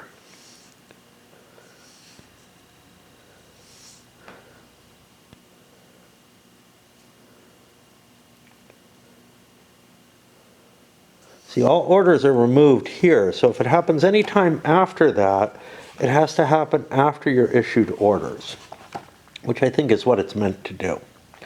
That'll make it a little easier. Your orders have to be hold or garrison, that's fine. They can't attack, their quality is reduced by 1. The big bonus, though, is that you end up getting a bonus here on the attrition table? -1 die roll in a fortified town or earthworks, -2 in a fortified city. I'm looking for that. Oh, there we go, quarters. Okay, yeah. But you have to be taking attrition for it to matter, right? And when am I going to take attrition? Well, if I don't control the area, this is a hostile area, so I'm going to be affected by attrition there. So I may want to do it here.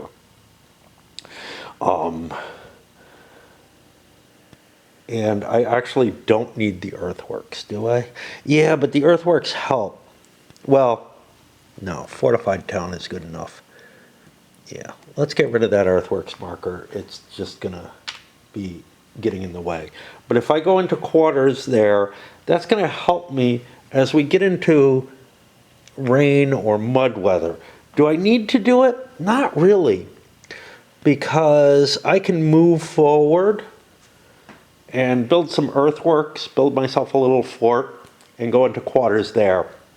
Not really all that worried about what these barons are going to do to me. Conceivably, they could capture a location. You know, that's really about what it comes down to. What about on the other side? So if I go into quarters here, I lose the siege, which I should have a siege marker because we have a siege level. I don't know why we need both. So that's not so hot. This guy is in friendly territory now. Let me get rid of the earthworks again. Same reasons. He's in friendly territory now. He's in enemy territory in a heath. That's barren terrain if the weather gets bad as well. I may want to just fall back because of that. I'm not sure. You know, this road looks minimally important, but maybe not all that important. And if I do shift back, I got to shift these guys around. 5, 6, 7, 8, 9, 10. I got 10. That's not a good number to be at.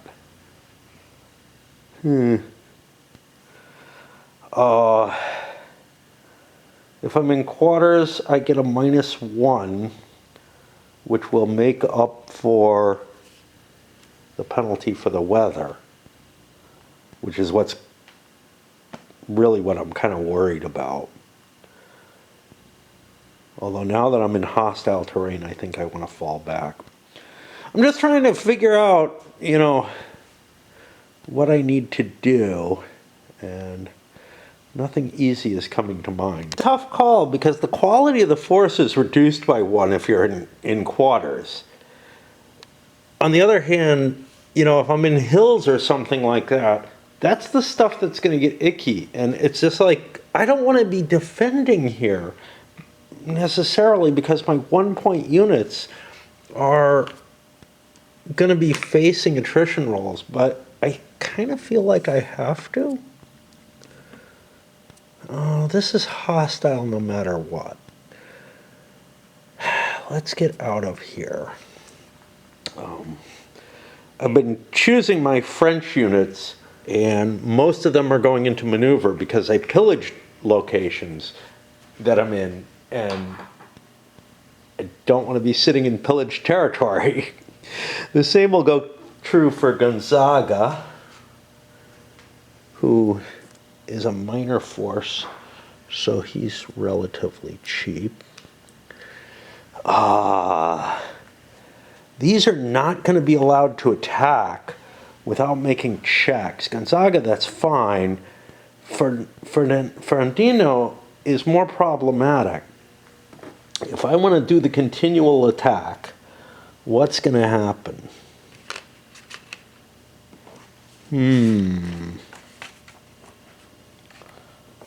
Way back here somewhere. Yeah. Oh boy. I know it's early. There we go. All right, if I do a continuous attack, I have to make a discipline check in addition to anything for a forced order. What's the discipline check going to look like? Well, this is what kind of discipline check? This is a reliability class. These are all normal, even though they're not high quality. Everything's normal, which could demoralize me. And that could be bad. It could end up causing units to lose strength points, which is bad.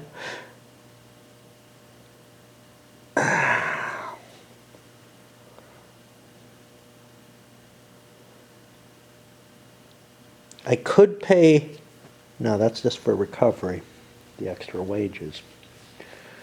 Yeah, I'm not really thrilled with like maintaining the siege. I'm sitting here in terrain that's not happy.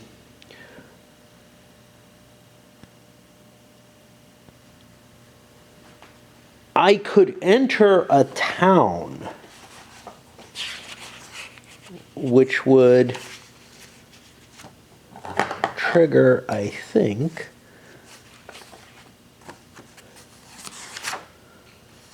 the Ferradino rule. During the scenario, the first time he enters a town or city doesn't have to be fortified. Die is rolled. Subtract 1 if any French forces are present. But Ferradino would add 2. And we're looking at like trying to get, you know, above a 4. That's pretty iffy. And if we leave the roadway, things are more problematic. Like, but the discipline check is ugly, and sitting here, okay, yeah. So just sitting here sieging him's not pretty. And as we get into November, the weather starts getting really crappy. Okay? That's the next time that I can actually do a siege action, as opposed to just try to starve him out. I think my best option, though, is, this is my major force, would be to stand, which will cost me 1 of his points. I'm not positive, but I don't want to make that discipline check. And that means I don't even get to fire my cannons or anything, I think. Right? Because that is the siege action. I get to maintain the siege without performing any fire or anything, which could starve Aubigny out. But I don't know. Have we assigned to everyone? It looks like we have, so I guess we're ready to go one way or another. You think about my Capitani? Okay, again, I got issues with these guys. These guys are okay. These guys are okay. These guys are in bad terrain. And it looks like everybody's quite far away. So I'm going to go in quarters with them.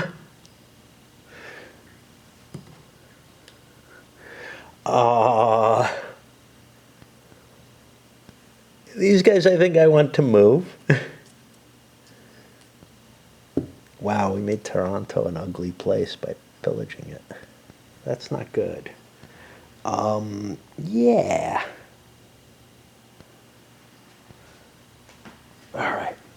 and that'll get us to our activations. We get reinforcements. We get the Spanish reinforcement. That'll help a little, I guess. I almost feel like I'm going to fail the siege, though, if I rely on the attrition table to try to kill the enemy off. So the attrition table, he doesn't get the bonus for multiple forces because this is one force.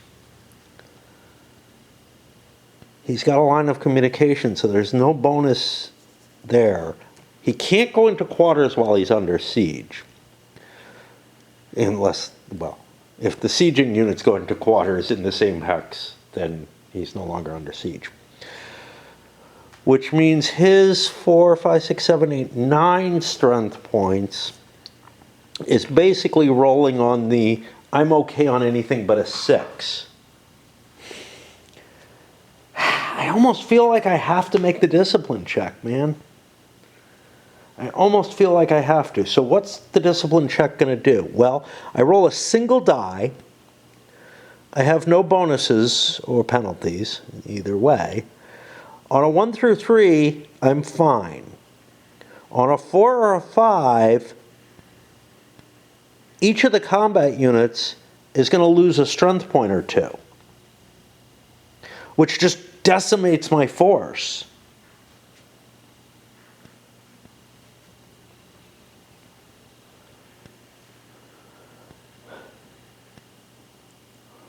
Do I want to go to a maneuver and walk over here and hope for the best?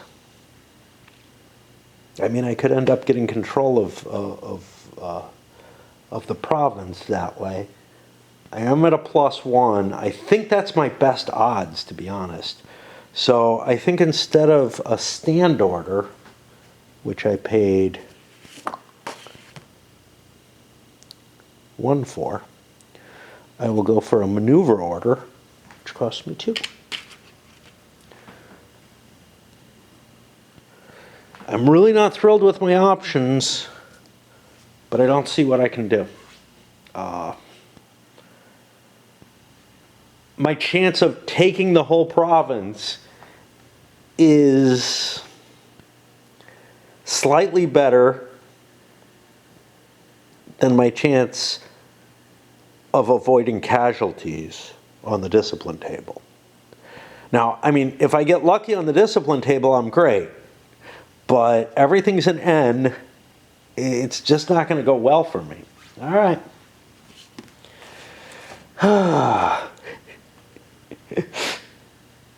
And, you know, if I don't do the discipline table, then I'm looking at lousy weather on the attrition table. And the attrition table's already bad for me. And those baronials have moved a little bit. We had a couple of the pro-French moving. The Allies decided none of theirs are moving. Alviano somehow up here is influencing these things heavily. He prevents Gonzaga from moving, and now Ferradino ends up with only 1 movement point. This is a withdrawal out of the hex. I would be facing a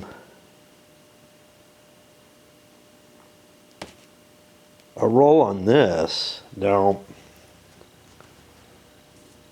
we're looking at 4 cav, 5 infantry. That significant amount of troops that I'm liable to lose. I'm going to keep my maneuver command. I'm not going to actually withdraw from the hex. And just, you know, just sit there and basically take a pass on that.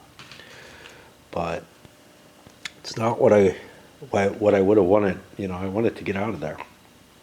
And that leaves it so that all the rest of the commands are French. Well, I just realized I've been fucking up.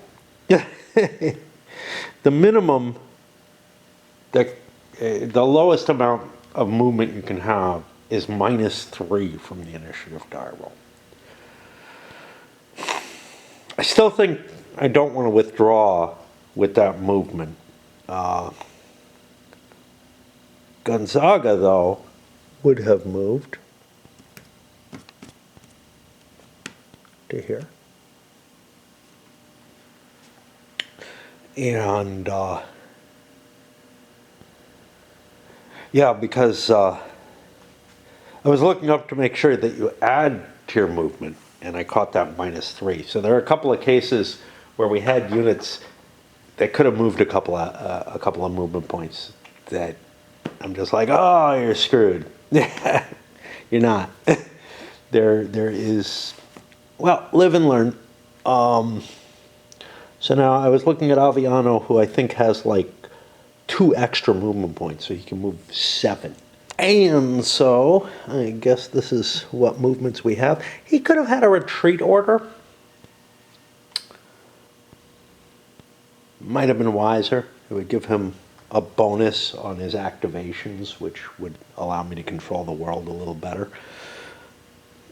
I don't know. It's more flexible to have the maneuver order, but yeah.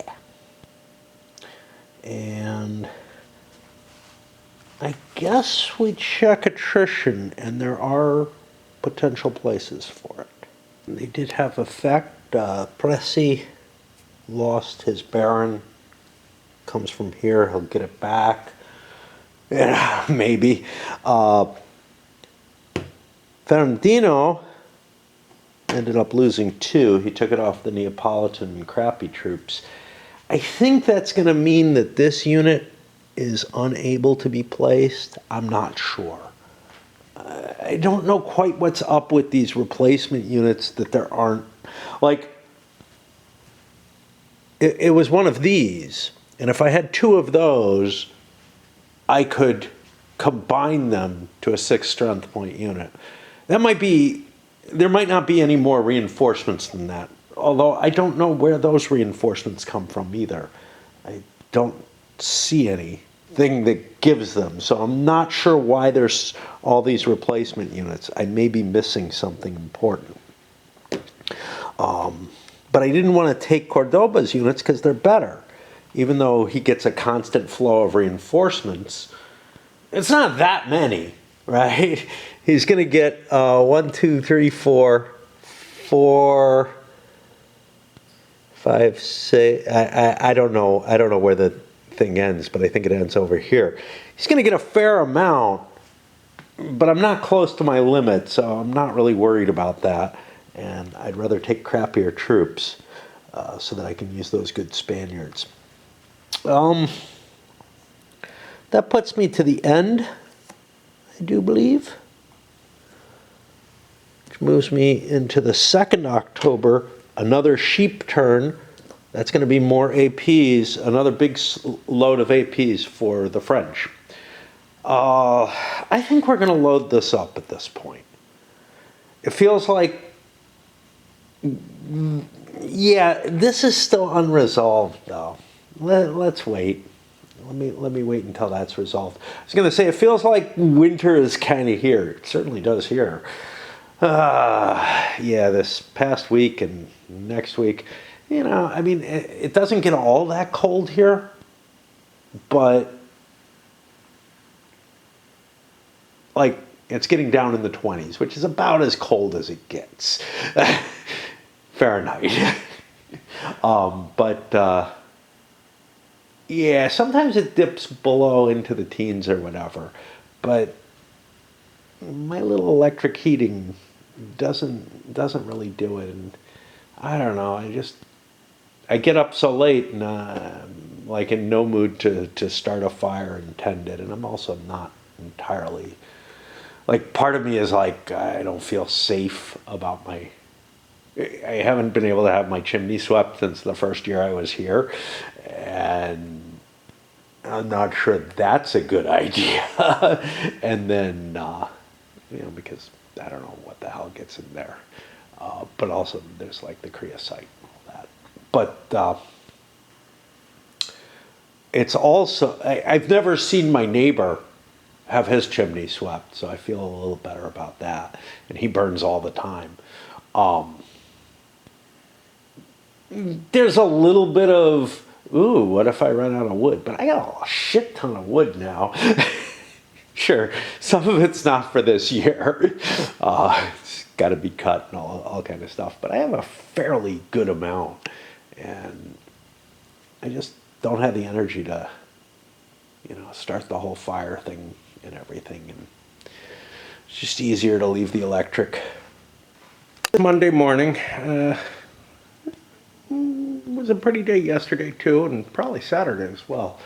But it's a nice day, and I got up early enough. I went out and I cut a couple of logs apart. And then I'm tired because I'm not used to doing any physical work at all anymore and whatever. But yeah, I ought to at least be a little proud of myself for doing something, however little. And at that pace it'll take me forever, but I don't think it has to stay at that pace. I think I can increase the amount that I do each day slowly until I'm out there for like an hour or so. I don't want to do much more than that on any given day. That's too extreme. All right, here we are in Ferradino's War, October. Let's do a quick weather check. It's still fair. October is a good month. Seems to be everywhere. And the only reason I'm sticking around on this video was I've got this Ferradino siege still going, and I need to get that resolved, however that happens.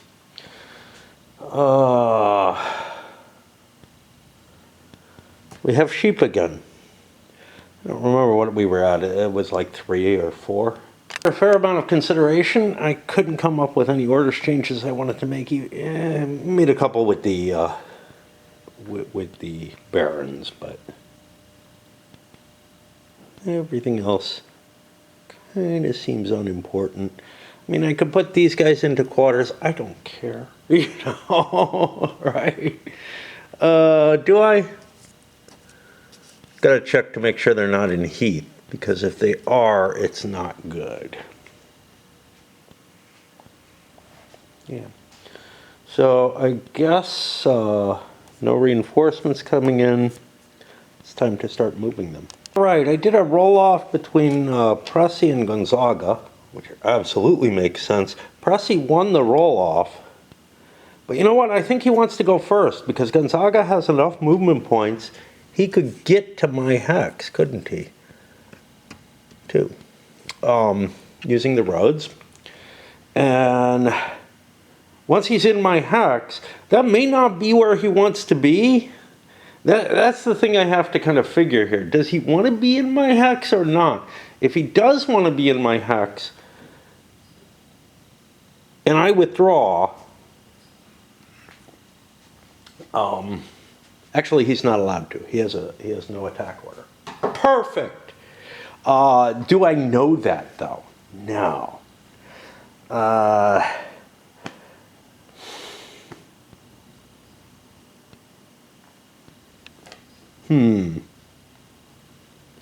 All right, we're going to roll a die for decision here. We're going to stay where we are, which means we will force him to go first, and then he'll have to expose what he wants to do. Now, he's not in Terra de Bari yet. He has 2, 1. He has -2 movement points, so he can only go 3 movement points. That could get him to this town in Terra de Bari, which would potentially trigger it over.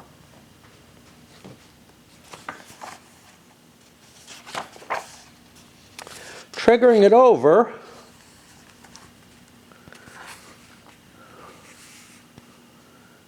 are there any French forces in there? There are not. Prusy is in a different location.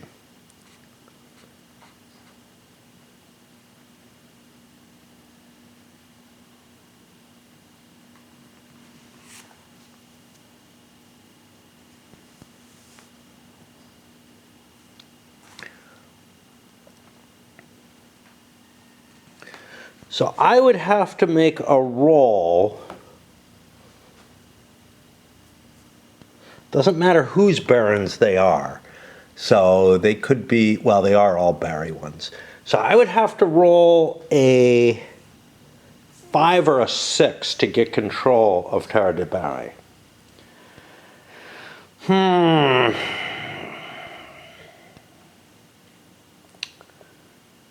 I probably don't want to do that, so I think I will simply move one space into terrain that will better support me if rain happens, and no further. On the next die roll, Ferradino outrolled Pressy. Pressy had a 2 at -6, would be -4, but that goes down to -3, so I get my 2 movement points, which is all I need to get away where I want to go. But Ferradino may want to also go first here, because his rating of 1 -3 gives me -2 movement points. That gives me 3 movement points, enough to apply a -2 to here. On a bad roll, I could be forced to go. So I think I'm going to withdraw, and that means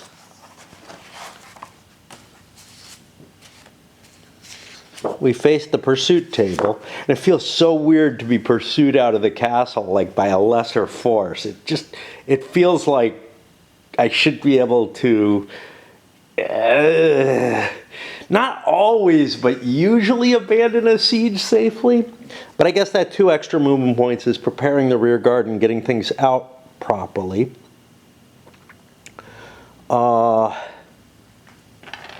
He has a lot of cav. Oh, that's going to kill my artillery too. So I actually don't know if I know his force size. I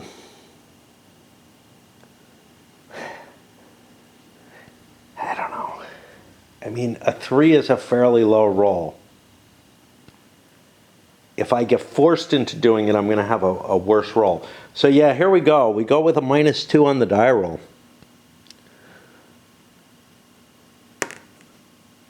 And we get a 4.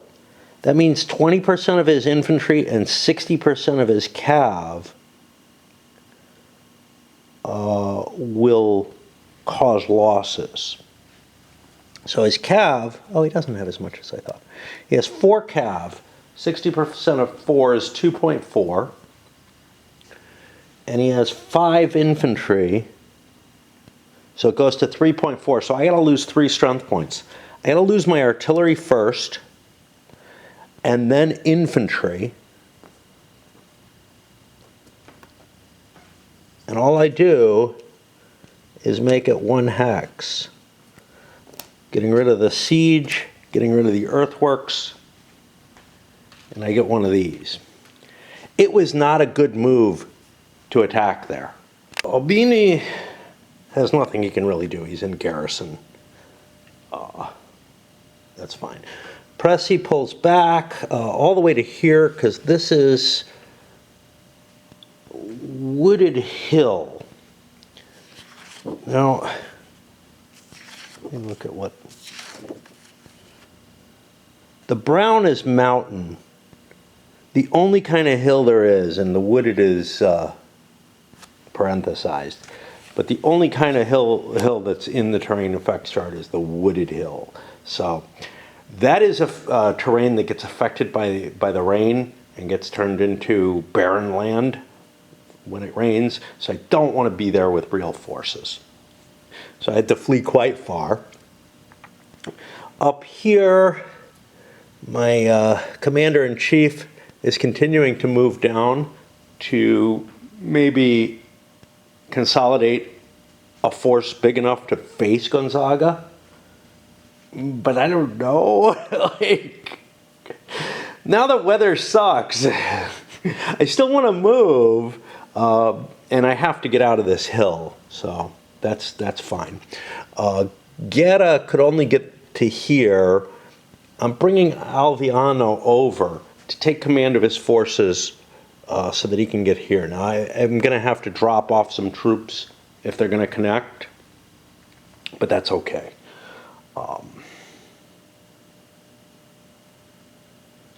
Because Guerra has 2 units, and I would only be able to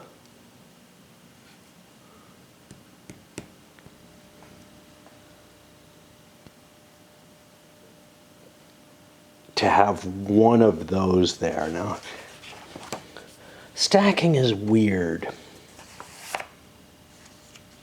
in this game. So, 2 or more friendly minor forces still coexisting in the same hex must consolidate as well. And all combat units in excess will be lost and removed.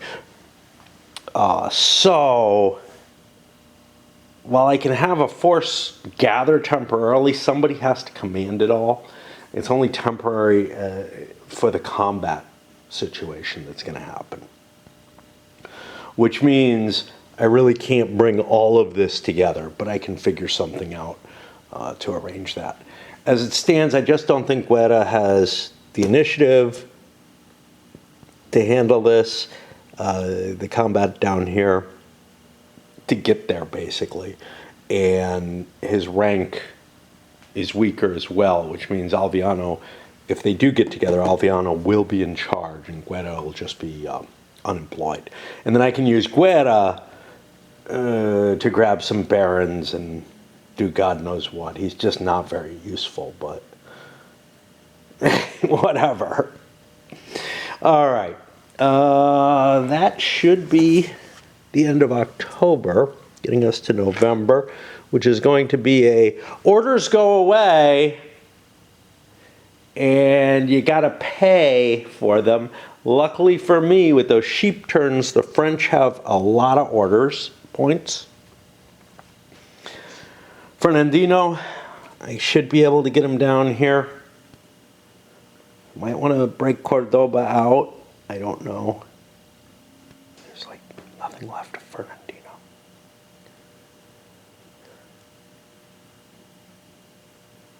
Yeah, I don't know. What do I have for Spanish infantry?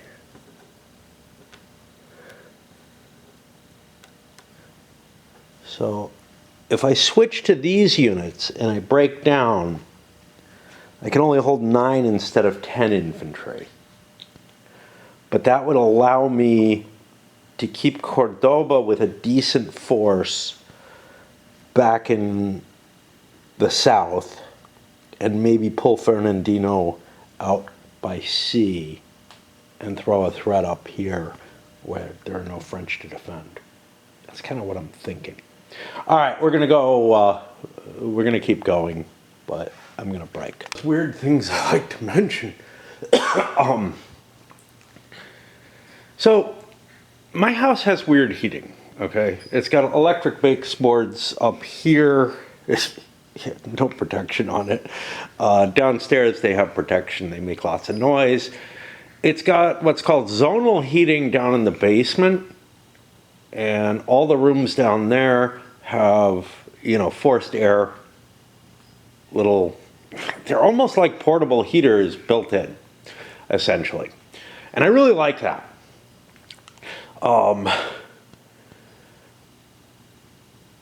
The bathroom on the main floor has a heated floor, which I think is fucking wonderful. And one of the best points of the house. The bathroom up here has this weird sort of, similar to a heated floor, this radiant heat. I turn it on and it gets hot, but there's nothing, you know, there's nothing apparent. So it's got to be like built into the walls or whatever. There are 2 bedrooms, one of which I spend my time in, and because it has carpeting, and the other one does not. It has wood floors, so I use it kind of It's like my tobacco room. I've gamed in there a couple of times. It's really a mess. It's mainly an extra closet and where I store tobacco and stuff like that, and my books. Well, they both have a thermostat on them, much as this bathroom does. And I tested them out at one point, and they didn't work, as far as I could tell. Well, I was curious, and because it's so fucking cold, I turned them on, wondering, maybe I tested them out and it was summertime or whatever, and I couldn't really tell, because that's when I moved in. And it turns out, the one in my bedroom doesn't work, but the one in the other spare room really does. It comes out of the ceiling. The ceiling heats up. I'm assuming that's what happens in the bathroom too. So like my floor heating, these guys have like some kind of heating elements in the ceiling. I don't know much to trust the damn thing, but it is kind of neat because that was always kind of a cold room, and I don't like walking into there. Plus, I can use extra heat in the main part of the house, bleeding in, without like heating up the basement, which I feel is kind of a bad idea. But I really wish, like, the one room that I chose to spend like 90% of my time in has no heat. So I still have to use my space heater there. All right. We are in the November turn. The command phase is going to remove all orders, and then I have to pay to get new ones. Now, even for a major force, it can go into garrison for 0. But it can't stand for 0. So if I had like worn out my commands completely with any of these powers, I might have to force an order. And I'm finding myself needing to do that. Maybe I'm just not active enough. I don't know. Right, for command points, I didn't have to spend a whole lot. Oh wait, stand. He should not be in garrison. He should be in... Why do I have him in maneuver? Oh, he wants to take this. Okay. Yeah, I paid for him. Okay. The French had to spend a fair amount of command points to do the little maneuvers that they're planning on doing with their subordinate commanders. Luckily, they got a lot from the sheep. That's all I'm going to say there. I may be running low very shortly, and if I can't get into quarters or at least something where I can go into garrison, I don't know if I want to pay. Well, I'm in the November turn here. I don't know if I want to pay in December, right?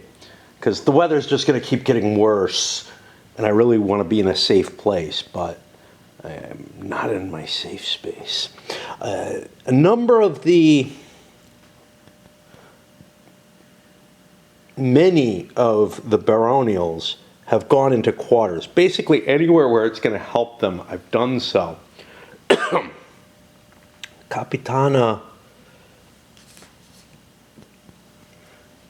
is unfriendly territory, but he's okay, safe with the role. I'm not at all convinced that I'm safe with the role in these others. Now there's a +1 for rain, mud, and heat. Yeah, I ought to be putting this guy in quarters too. That makes them much easier to defeat, but probably am not in a position to launch attacks on any of them. So yeah. And we've pulled out of Otranto entirely with the French.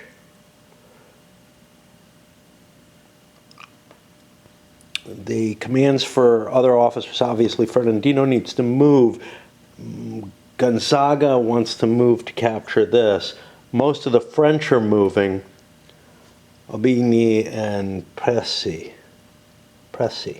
are not moving. They have dropped themselves into a garrison position. For whatever that means. it's not like a lot's moving around anyway. And that will get me to the baronial movement. I wanted to mention, though, speaking of the in quarters markers, they're on the other side of the siege markers. That probably works out pretty well. You probably don't want to keep a siege going while you're fighting. I honestly don't see how the Allies can complete their goals. Like, the game is too slow. There's nothing really in their way, but the movement rates are just too slow to be able to take. They have to take like all of the south. You know, I thought it was going to be trivial when I looked at the forces involved.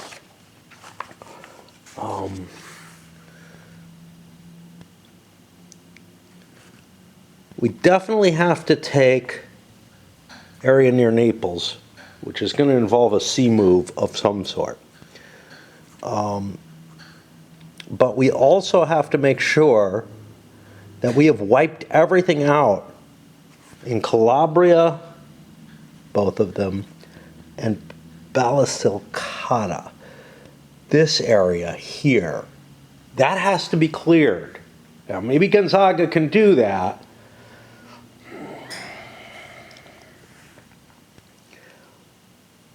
And Bari also has to be clear, but only of French regular forces. The baronials can exist there. I'm just, you know, I've spent about half the game,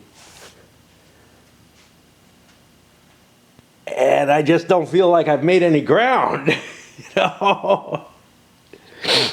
And then to get the strategic victory, which is the historical situation, we have to own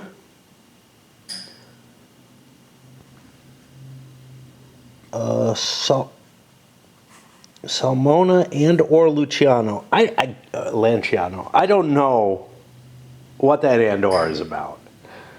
You know, is that an or? And those are in Abruzzo, if I can find it. That's up here. And again, the French have been clearing, you know, they've been securing that area because I figured I'd move down to defend these important areas when they become threatened. And taking these seems worth it. So we need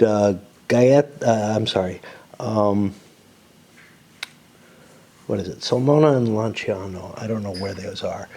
This one's fallen.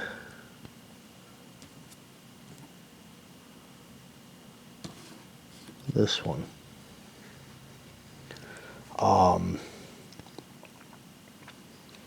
And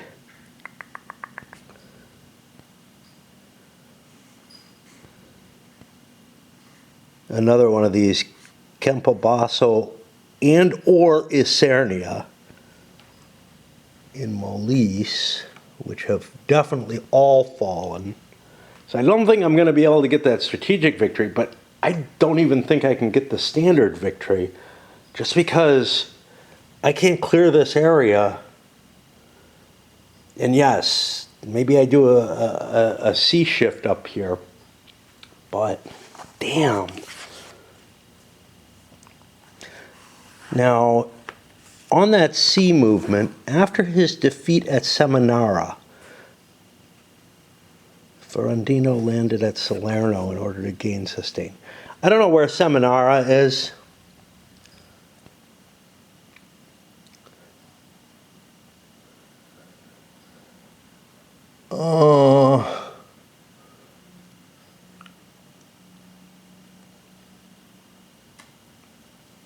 It's all the way down here. So if Ferradino was defeated down here and then shifted up, I'm not sure how he was expected to take all of this.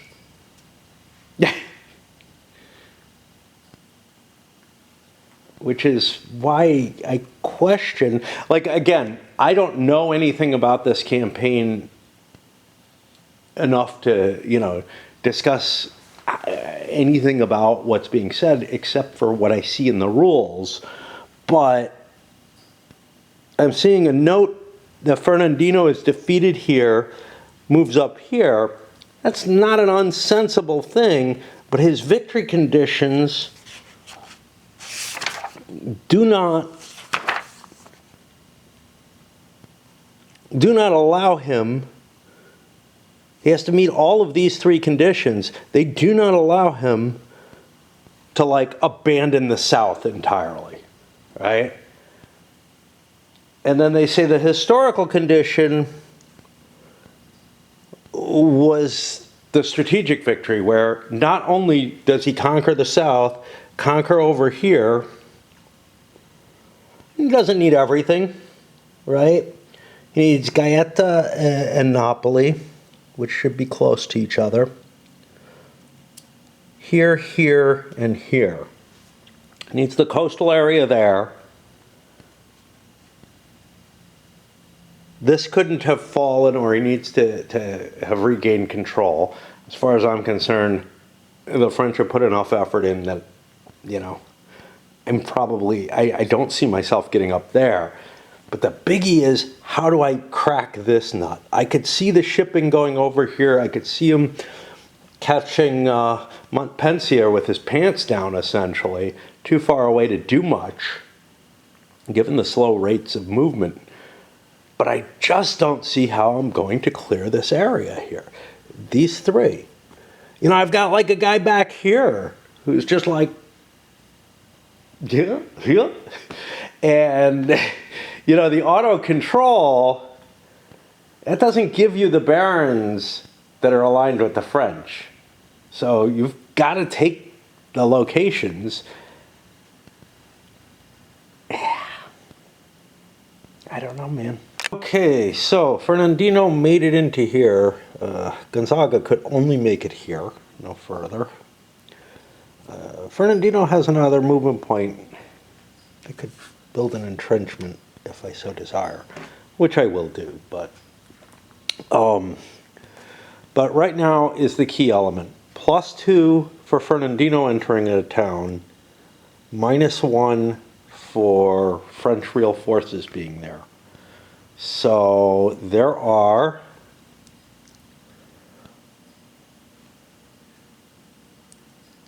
four of these now? Yeah, this is the border there. Four there, so I need to roll a 4 or higher. I have a 50-50 chance. I thought it was a 3 or higher, but oh, that's cocked. All right, so at the very least, Calabria Ultra switches sides, which is a big deal. Or sorry, Citra. Chitra. That is going to change this over. No, that's a different province. The borders are really hard to see. That is going to change this over, though, at the very least. And are there any of these? There are, which means, let's see. I roll a die, I add 2 to the die roll. I'm able to receive 6 barons. Well, there's only 1 available. I could take him immediately into my force.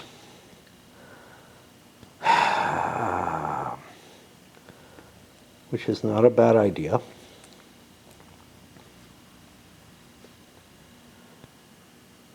Or I could put him up here to defend this so that it's harder to take. I can take him in immediately because it's Ferradino who's located there. Yeah, let's try to defend the province a little bit. And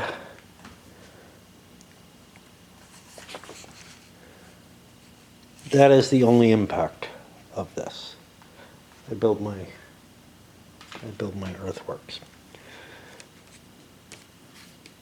Next turn, I'm going to shift some forces around, and I'm going to ship, I think, Ferradino up and leave Cordoba down here to try to do his best in conjunction with Gonzaga to take the southern area. Key effect of this is now hostile terrain to the French, which means that they might start dissolving.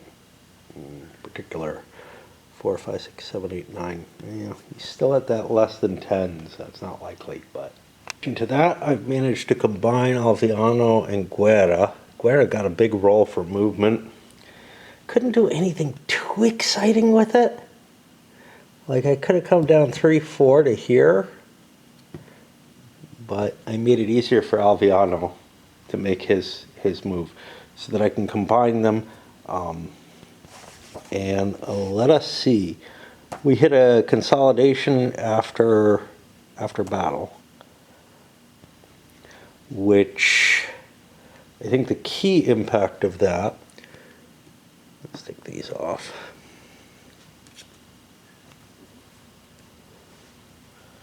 Is that Alviano takes these forces.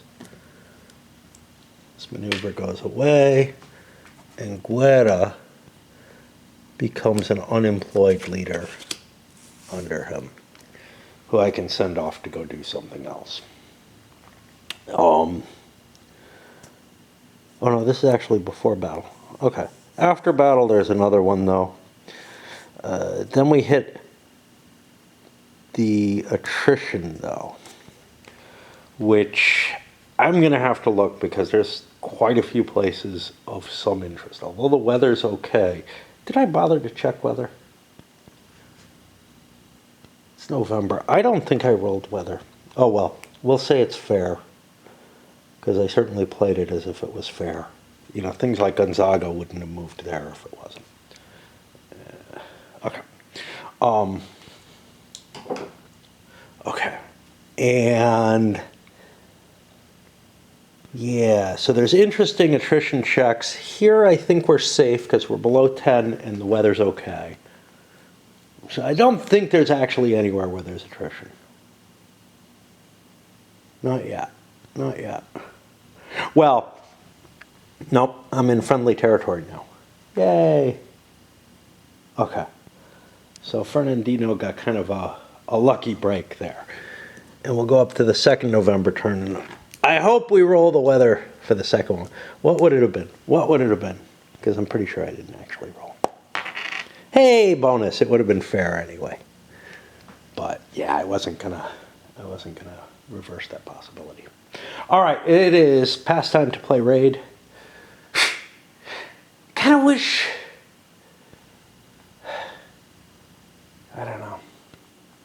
I don't know what I wish. See, the thing is, I want to break. It's perfectly fine that I go play raid, but it's light out. And I don't actually need to play raid right this moment, but maybe I can play for a little bit and come back up or whatever. So somehow the daylight makes me feel a little better and a little more likely to get my ass out of my chair and do anything, including playing this. Well, after doing sort of the minimum that I could do in raid, it was already dark out. And I think about 7 p.m. It dumped a lot of energy on me today. I could conceivably have done less than that, but I'm going to say maybe 6:15. That's how it is. You know, that's when I pipe out when it's dance nights. And sometimes they dump that kind of energy on me. But on top of that, my back hurts and one of my arms hurts. So I think it's mainly from the sawing, not lifting wood and moving it, but I can't be sure. Two together.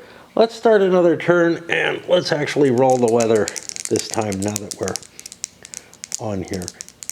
1 or 2 is the only good weather. 5 is mud. Mud is not good. Mud affects AP costs,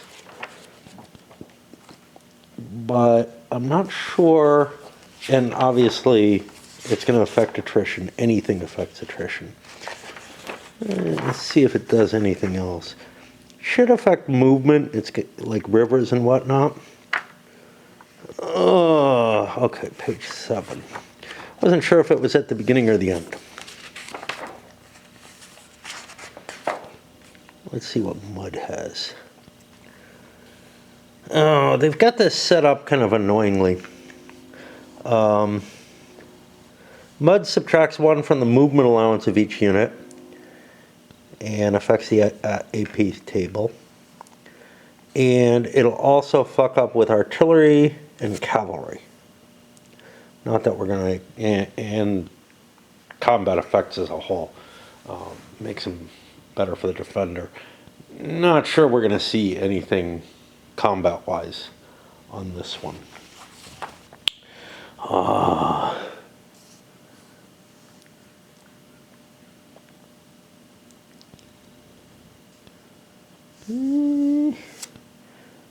Guess we just go to if I want to issue any orders, and really probably not to anyone, but well, I might need to enter quarters, so that's something to think about. So some of the key stuff, Guerra is off on his own now. I don't know what I'm going to do with him, but he's on his own. I don't really need him with Alviano. Now, this creates a bit of a problem, and I had it before with Alviano when I set him on his own, which is, I think he can only move on Montpensia's turn. I'm not sure. I don't remember what the restriction is. He's very fast, but anyway. He doesn't roll for initiative or anything like that. I've had to put charge counters down. I'm using them as quarters. I need more quarters than there are in the game, and in fact, I'm going to make sure that these are all fine. Okay. And I think I checked those. Gonzaga.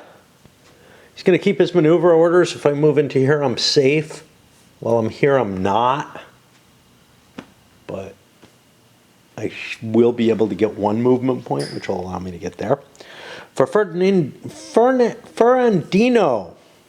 we are going to split him and Cordoba up at this point.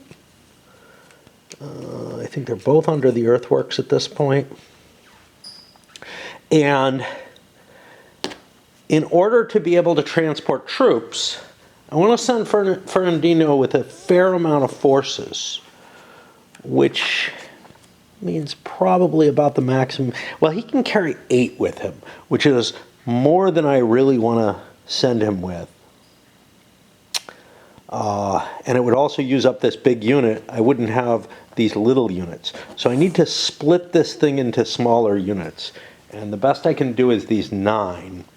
So what do I need him to have? What do I need Cordoba to have? Well, Cordoba is going to keep getting reinforcements.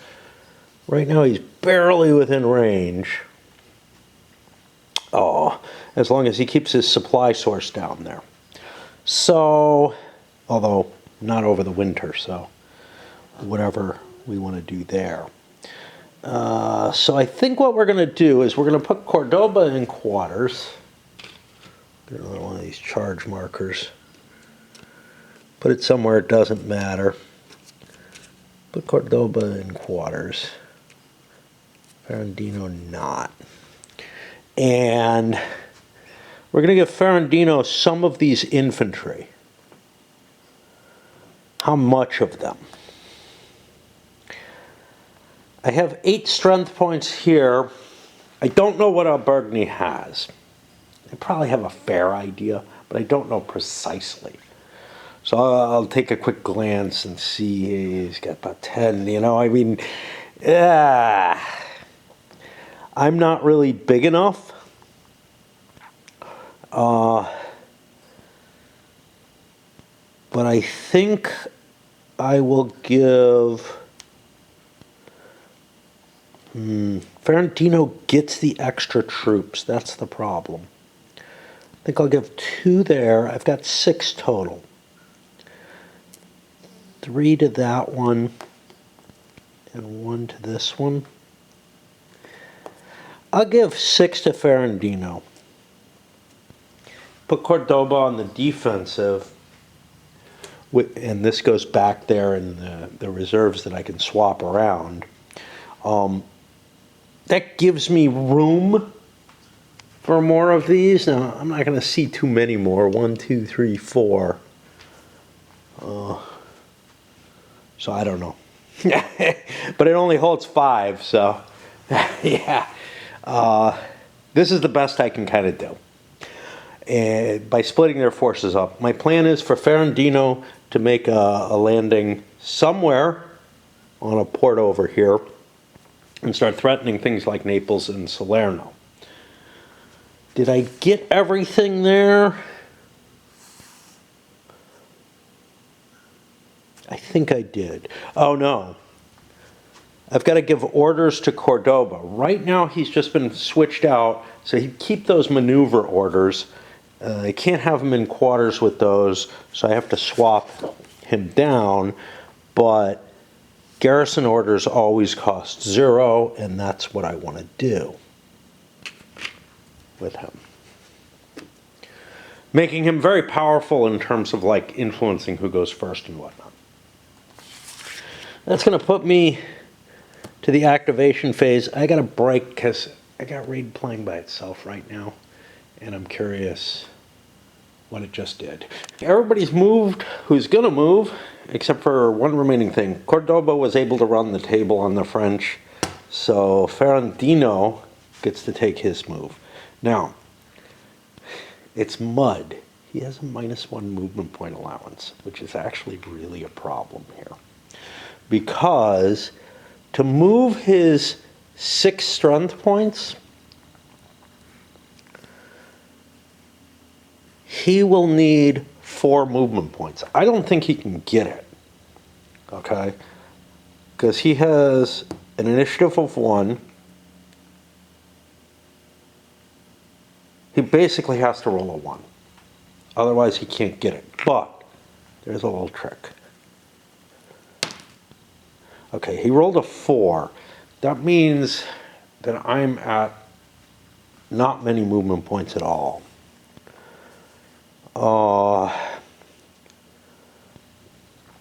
Let's see. Down to a 1, -4 puts me at the normal -3. I get a -4. I have 1 movement point. All I could move is 1 strength point. That's obviously not sufficient. So I'm going to stay where I am, and I will end up absorbing Cordoba back into my force. This is not optimal by any means. Cordoba is no longer in quarters, and he's now a subordinate without these orders. And actually, I probably wanted to give him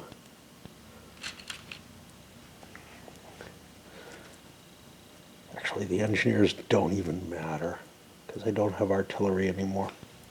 All right. And I don't know why I have like a replacement artillery unit that's bigger, because there are no reinforcements of that type. Well, I was unable to make my naval move. It's hard to do in winter. Well, it's hard to do in mud. Gets clogs up in the ships and makes them not work right. But yeah, this die roll wouldn't have gotten me there with a reasonable force anyway. And that means we're now on the attrition phase, and I got a whole lot of pieces who have to be checked. A lot of these barons, etc. You know, their chance of being hit is low,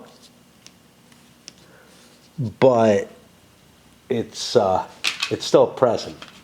Damned if I didn't forget to move him. I'm going to move him. It's mud. I think that's bad for rivers. But it could just be rain that is. It's just rain that is. Kind of works is being in quarters gives at least a -1, maybe a -2 in some cases. But most cities are in good terrain, so that's not really too helpful. The weather gives a +1. It doesn't matter if I'm in hostile and barren at the same time. And as long as I keep under the 9 strength points, I'm safe. So most of these actually aren't going to hit. Unfortunately, the bad luck is for Ferradino. Nobody else suffered any attrition. Ferradino had 1 too many strength points to be on the 1 to 9 chart, which would reduce him to a maximum of 1 on a 6 roll. And unfortunately, that can cause 2.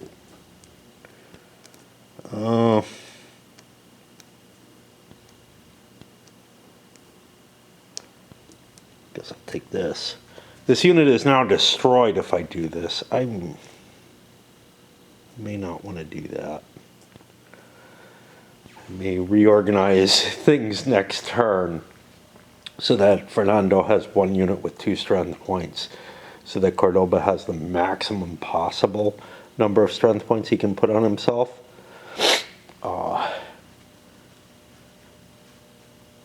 Yeah, so I take a strength point off here, and I give it to one of these, and I give the other unit here. So he still has 2 strength points, but they're allocated differently.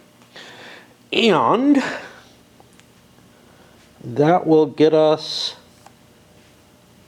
to the end of November, into the December turn. I don't expect that's going to be any better. What's worse is points have to go away, and then I have to spend points. I got a really bad news because Naples has only 1 point left. I could send Cordoba instead. He has a better chance of making it with his high initiative. Maybe. The problem is the Spanish supply has to be Reggio, I believe. Which means I won't be getting supplies. Worse, I won't be able to link back to get a line of communications. So I've got lots of problems here. Yeah, Spanish or Reggio no matter what. The Aragonese can do it in any fortified city in an allied aligned state. I have to get kind of lucky in terms of where I land, you know. So this is rather large, but it doesn't have a lot of forces. So this is a real prime target to go for. Did we panic the French? They seem to be wandering along instead of going down this road that they should have been moving down. But hey, I forgot what I was doing and said, oh, Gonzaga's the problem. I'm cool with that kind of thing. It helps obviate some of the, hey, somebody knows what they're doing and somebody doesn't, you know, somebody knows what their opponent is up to type of problem by adding a forgetfulness level to it. But, yeah, any awareness of the game, etc., you probably would want to be. I've been kind of iffy about him going off and around here all game because there was always the opportunity to shift up. But now that that chance has been taken, I'm hoping he remembers on the next turn. But that next turn is going to be in a while because I'm almost out of battery and I want to break. All right, back here for the December turn. Let me roll the weather real quick. This is the most important roll, I think, here. It's 3. It's rain again. Oh, it's rain. Rain may be even worse. Let's see. Well, no. Rain may be easier to cope with. So and I'm sure there's an initiative check roll on the chart somewhere, but I am not good at dealing with charts. Where was weather? That'll be the easiest place to find it. There we go. Rain. Crossing a river costs +1 movement. During rain turns, also these heath, hill, marsh, and mountain are considered barren. I screwed that up. I treated everything as barren. I don't think it made a difference.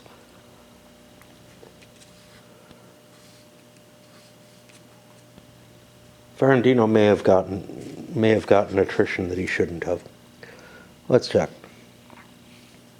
During rain only, yeah. See, this is wooded hill. What did I lose? I lost 2 strength points, I believe. I wouldn't have had to roll because I'm in a territory that I control.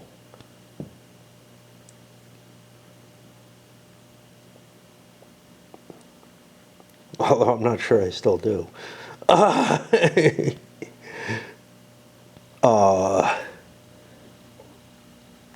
Like holding this town doesn't help. Oh, I've got this one up here. Okay, yeah.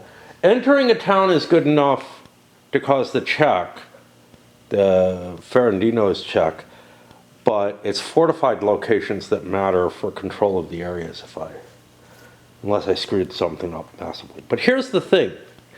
Knowing the weather means that I can were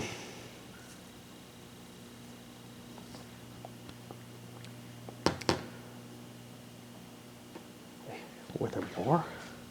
I think I only lost 2. It means that I could actually calculate out how many movement points I'm likely to get. I think I could have calculated out that I could not have possibly made it with the force that I had. Now, again, I could drop off a minor Capitan and then absorb into Cordoba and all kind of crazy stuff like that. But the way this is sitting, let me think about what it's going to mean.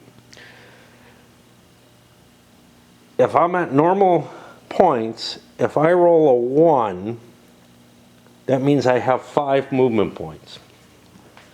Now, I think it took 6, didn't it?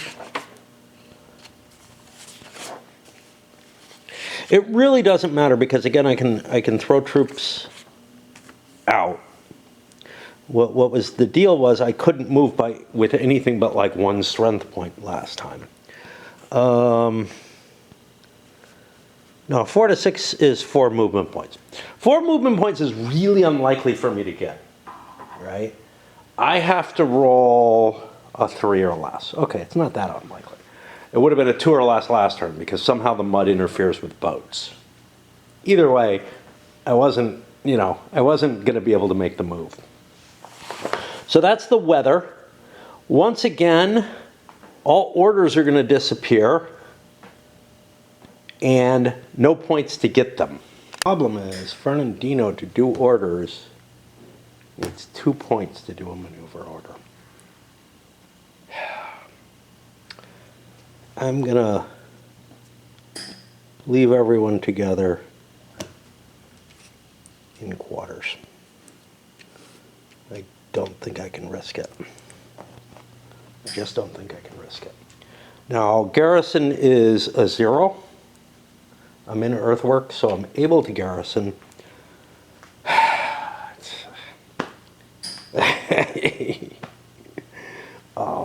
What is that going to do for my points? 2, 4, 6, 8, 10. I'm still on... Oh, I was on the bad table. But actually, I should have lost one of these units. One of these strength points got lost.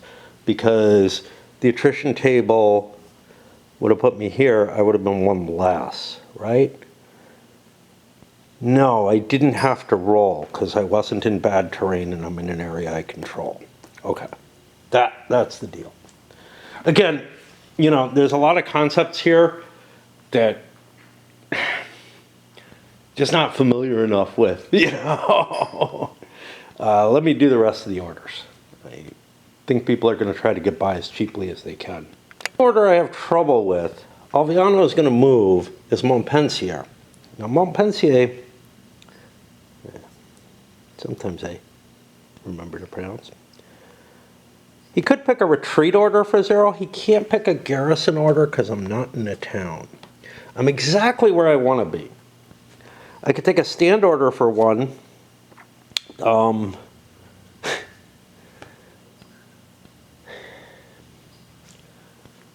Next couple months are likely to be rain or fair, so, or next couple turns. So it doesn't really hurt me to be in motion. So I think I'll pay 2 for the maneuver and start heading down here, because I feel like I've been given a chance at a warning. All right, let's go to movement. Finding a couple of hexes where, you know, the kind of blending of colors makes it a little harder. Like these are clear hexes. I think this one is, but I'm not. Okay, zooming in makes it a lot easier to see. Similarly with this one here, the little dashed line and everything. An attempt to not make a garish map, to make a very, you know, subdued colored map. I don't know, man. And some of it's my lighting, but it's the stuff near the coast and everything that gets me the most troubled. My eyes, and I have particular issues in that blue-green area. I made a couple activation rolls, nothing actually moved. I did find a place where I wanted to be in quarters. And my reading of quarters is a little weird. The way it's worded in here, it sounds like you can go into quarters, like, it's just fucked up, okay? Let me find it. There may be a bit of ambiguity. I have my way of cutting through that. How to enter quarters. During the command phase, each player may declare any force or forces with standard garrison to enter quarters. There's no cost. It enters quarters immediately. It gets this. In order to be in quarters, a force must be in a fortress or earthworks hex. Now, here's the thing. This guy had this guy was in movement orders, okay? I switch him to stand orders. If I place him in quarters, he's going to get a movement point. He can dig earthworks. And that's kind of how I'm taking it, to make quarters a little bit more accessible. I think by strict reading, you would have to say it has to meet the requirements. But to me, that's like, yeah, but if I can declare it in quarters and build that garrison, I'm not allowed to, so effects on movement, forces in quarters may not voluntarily move. They can recover and or expend movement points to build earthworks. Okay. The movement points to build earthworks, you wouldn't need, like, you don't, in this scenario, the only reason to build earthworks right now is to besiege something or to go into quarters. So it feels a little funky, and it feels like, why is it all worded the way it is? But under other rules, there are reasons to be in earthworks for defensive purposes, which means that, yes, maybe here, how to enter quarters, you may declare any force or forces of your army with standard garrison in order to enter quarters if they qualify or something like that. Maybe that's assumed, but I'm finding it just a little restrictive to not very much effect. Like, yeah, okay, I'll have to roll or move these guys to somewhere, but then they won't be in quarters. But if they get a good move, they could actually 1, 2, 3 get to here. And I don't know. It just seems to me like, look, instead of slogging through this rain, digging in it is probably no worse. Like, spending 3 movement points moving through the rainy wooded hills doesn't seem any better than cutting a few trees and digging in the mud a little bit. Decision, I can trigger, and I did this last turn, Gonzaga, well, I needed to move for Ferradino, but I can trigger Gonzaga and Ferradino in the hopes of messing with the French activations. Is that better or worse? Because he's, both of these commanders are 2-point commanders. Now they'll be throwing 3 points in. I think it's going to work out the same, which is that the guys who are moving are going to get to move when they want to move. Because here's the thing, the French, if they pick their best choices, Alviano is not a bad choice. But if they pick their garrison choices, all they can do is screw with the Allied movement rates, right? Because those things aren't going anywhere. If he picks Alviano, he's got a point better. It may be the case that Alviano will get a good roll and then he moves, and that's fine. That's what he would do anyway. But he might get a lousy roll, and a lousy roll by, you know, one of the Allied leaders might still allow him, especially since he has a higher written initiative, a chance to move, a chance to control the initiative, and to refuse a good roll. So I think it's best to pass in this circumstance. I don't know if it's always the case. Not the case if you're trying to protect a weaker initiative leader against an opponent's stronger leaders. Then you want to activate stuff just to like prevent him from having a chance to screw you over. And Alviano got a good move. He's nearly where he's heading.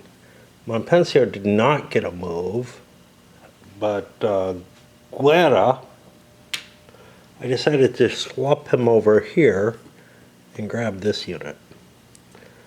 And I guess he picks up the orders of the unit, I'm not sure, which are maneuver orders. I may have to pay for those. During consolidation, he had no orders. Yeah, I think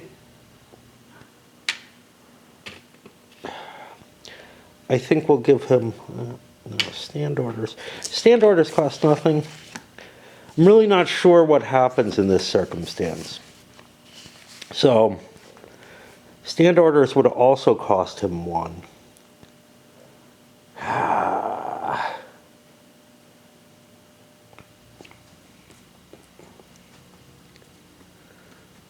I think we'll just sit here. We're going to pick those guys up, but we're not going to be moving them anytime really soon. So I might as well wait and move them into the hex this turn, consolidate, and then I'll have to buy new orders on that turn anyway. This time Fernandino ended up getting that big 6 that I was hoping to avoid, thereby losing 2. Now that I'm, okay, so here's where the difference is. Now, a 6 would have still cost me 1, yeah. I was wondering if it was possible, but it's pretty hard to get plague, man. Like, weather causes a +1. You got to get to a 9. So weather causes a +1. Being besieged would get you up there.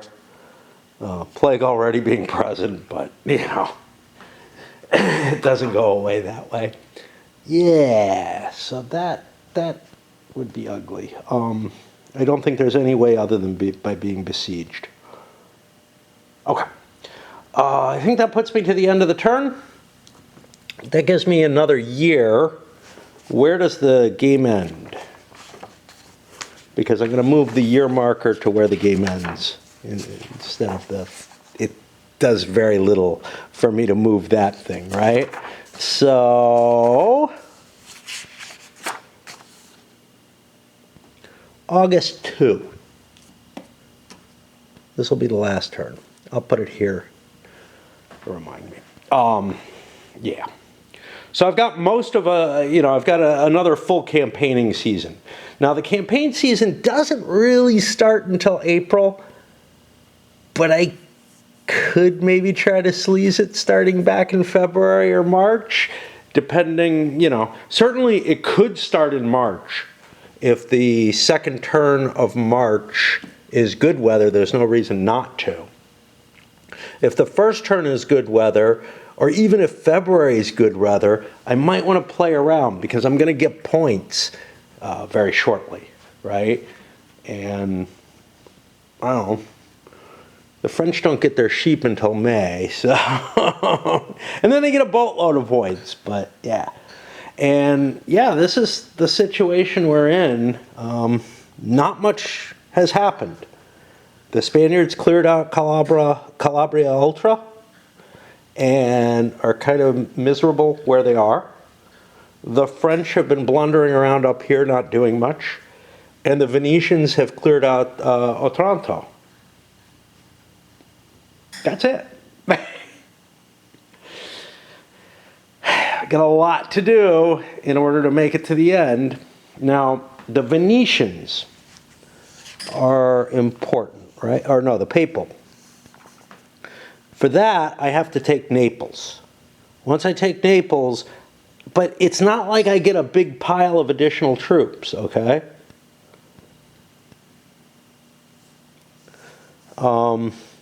I get like 2 strength points. So my reinforcements are 2 light cavalry, probably in the papacy. Yeah, this is one of them. The other one is not Rome. Something that starts with a T. Maybe, oh, it's all the way over here. Yeah. Which is kind of interesting because that's going to be backfields that I can grab or whatever. And the other thing that happens is the Spaniards will show up in any eligible major force. Well, there's only one eligible major force at the beginning of the game, which is Ferradino and whatever. And that's like 2 Spanish heavy cav, or no, 2 Italian heavy cav. And that's, again, once I get up in this area, the same game turn when I enter Terra di Lavoro, which is the Neapolitan area up here. It ranges to there. So that has to be my goal in terms of gaining more force. Numerically, I'm about equal with Albini, which, at least with Ferradino's force. Gonzaga probably certainly still outnumbers him, right? Not by a hell of a lot. 8, 9, 10, 11. We're at 9 here. But he's also facing Pressy. So, like,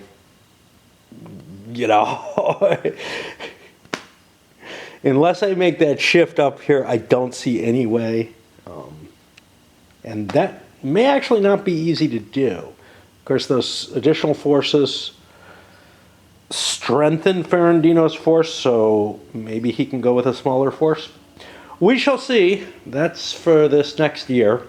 We're going to load this one up.